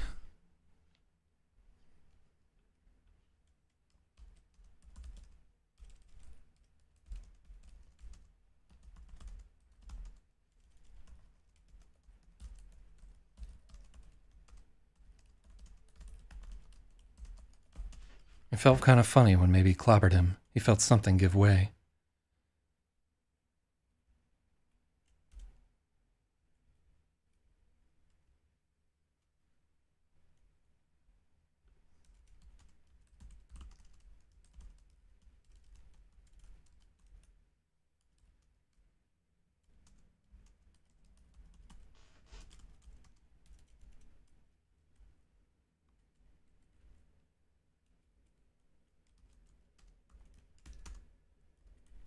Got him. Yeah.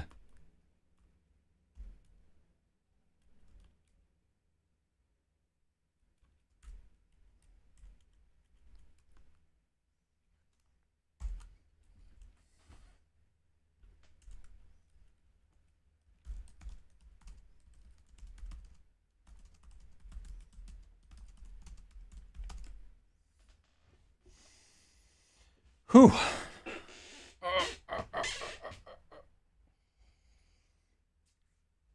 Working so hard this morning. Fuck. Who am I fooling? We work hard every morning. Yeah. In the service of literature.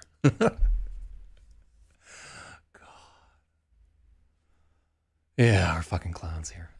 there's no denying it. All right, but still, it's got to be done. All right.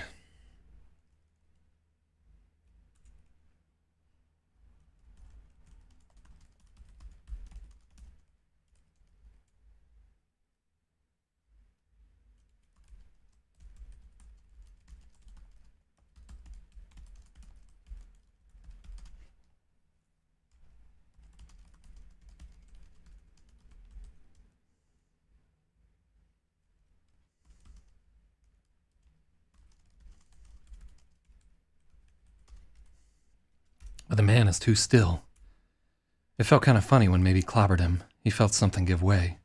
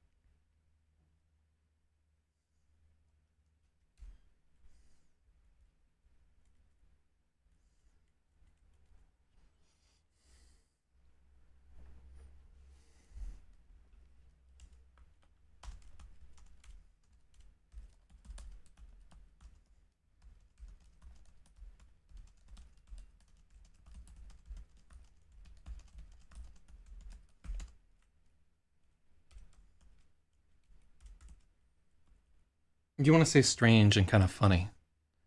Let's take a look.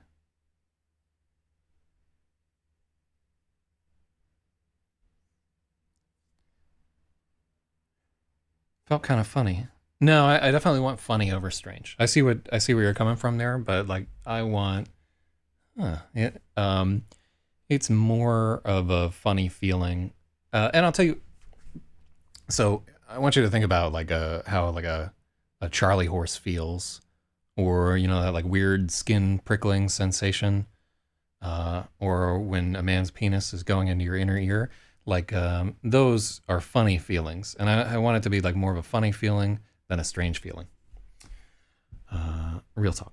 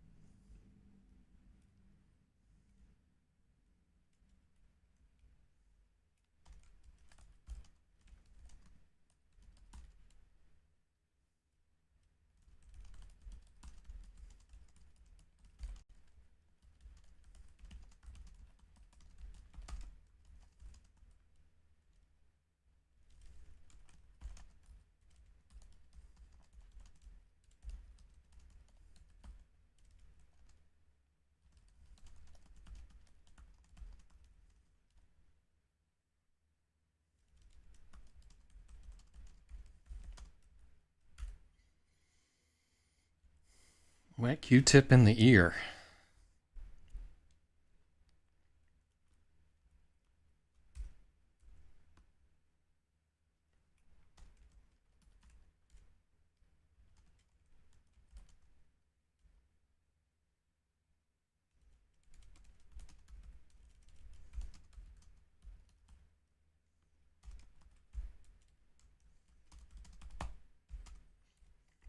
It's okay, lady. I got him. Help is on the way, maybe he says.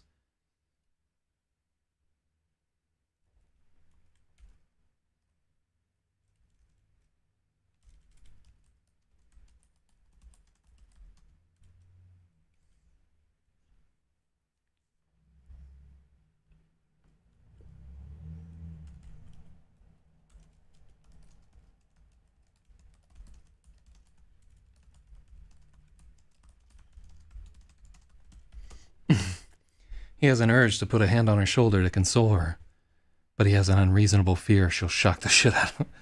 Does that work? I don't think that works.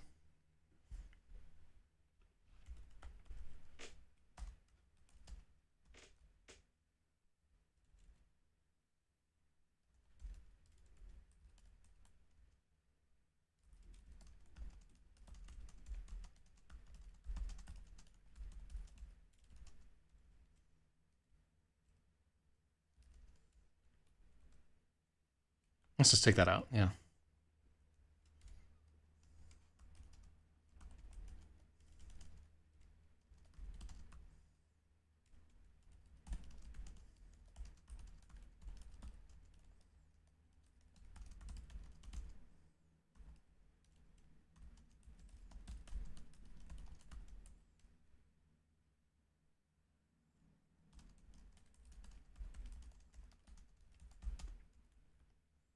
His monkey fucked his ear. Yeah, I remember that. Yeah, like, yeah, I liked. I was a big Richard Pryor fan, and I liked all of his shit about like his stories about his monkeys and dogs and stuff were some of my favorite. And the wino dealing with Dracula, that's like a classic. Big old Rich.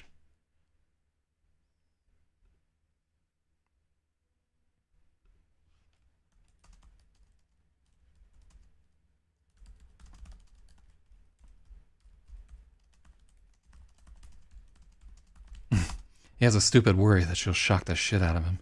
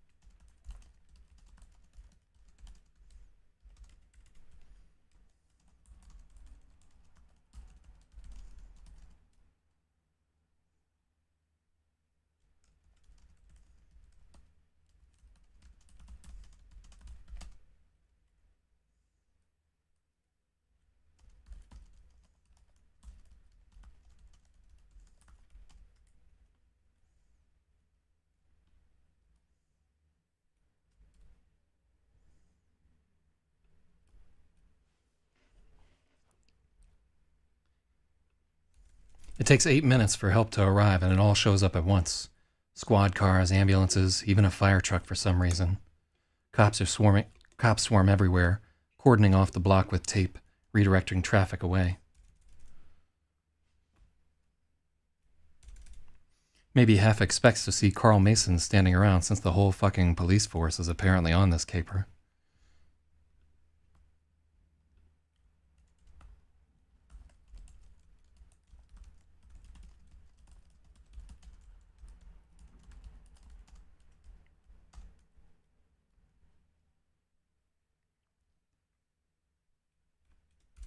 I did it. I foiled a crime. I'm a superhero, maybe thinks.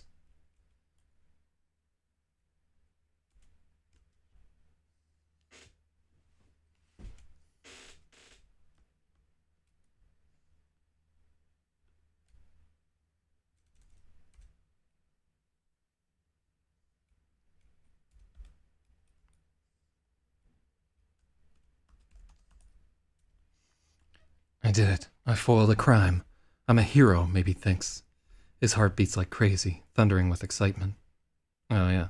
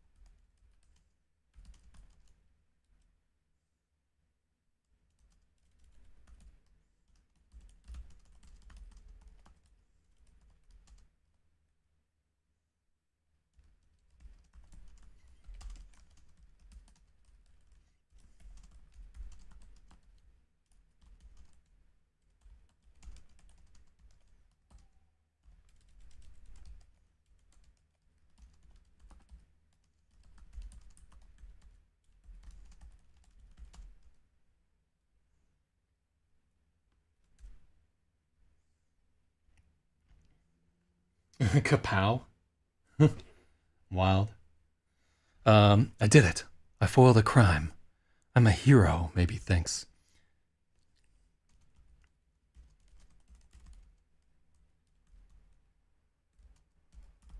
His heart is beating like mad. He hangs back out of the way.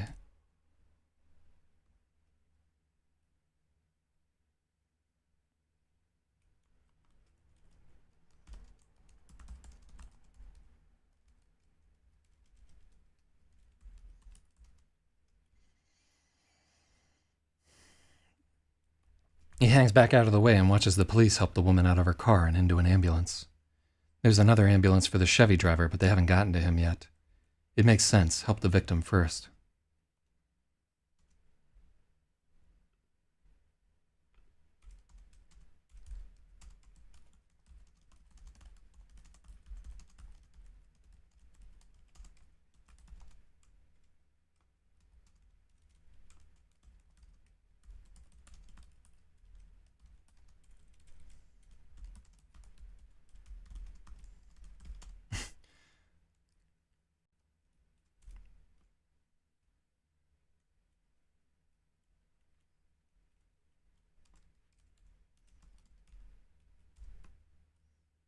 Oh shit, maybe says. Nobody hears him. That motherfucker's dead. All right, cool. So we made it to 348, and that is the end of day 2. So what's happened? How many people have died in the first 2 days of this story? Fucking like 1,000 of them in. All right, so the kill count so far is like 1,000 people at JFK. That's on Matthew. Duchance has killed one pregnant lady, or who is not actually pregnant. So one homeless lady, probably like 3 or 4 kids at the arcade minimum, maybe more like 5 or 6. And then what else has fucking gone down? So maybe just that guy's definitely dead. So that guy there, Sarah, potentially those 3 cops. There's a lot of fucking bloodshed happening right here. Did Matthew fuck somebody else up? No, not so far. He might though at some point. All right, so we got to page 349. Whew, that's a long edit. But we're through most of the worst of it right there. That's the thing to keep in mind with all this. The hardest part is mostly over. You seem upset. Oh, I love that. Made some really good additions here. Let me see. We could probably cut that whole fucking Chevy scene, to tell you the truth. Because it goes a long way to making him an unsympathetic character. Now he's a murderer. Ooh. All right, so it's 27:33.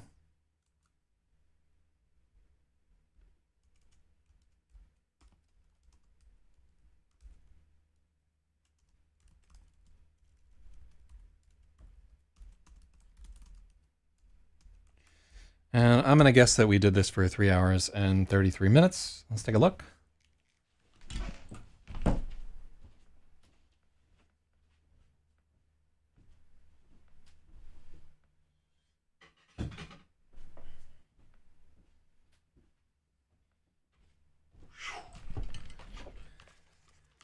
It was actually 4 hours and 23 minutes. This is the longest edit that we have done, maybe for any...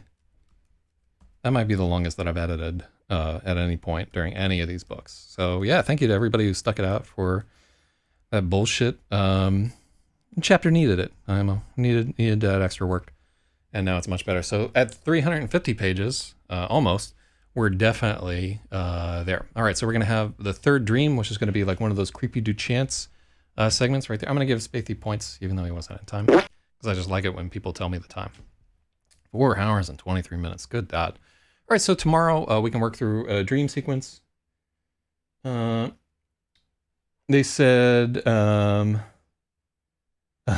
it's funny, I did St. John's ambulance training. They said help the silent one because they probably need the help. But in army training, they said help the one screaming because the one not making noise is probably dead. Hell yeah, gangsta. All right, so this is definitely an army type situation. All right, thank you, everybody. Fans of my other show, we should be doing that tonight as long as I can sleep okay. I'm gonna see what I can do about the news, but holy God, we spent a lot of time on all this. And yeah, really good work. Really appreciate the assistance with this edit. This book is shaping up. We are getting there, slowly but surely. If we keep doing like 5-hour days, we'll be able to finish this by the end of June, which would be awesome. I would love to have this done before the end of July. I don't think it's reasonable. I think it's gonna be more like by August.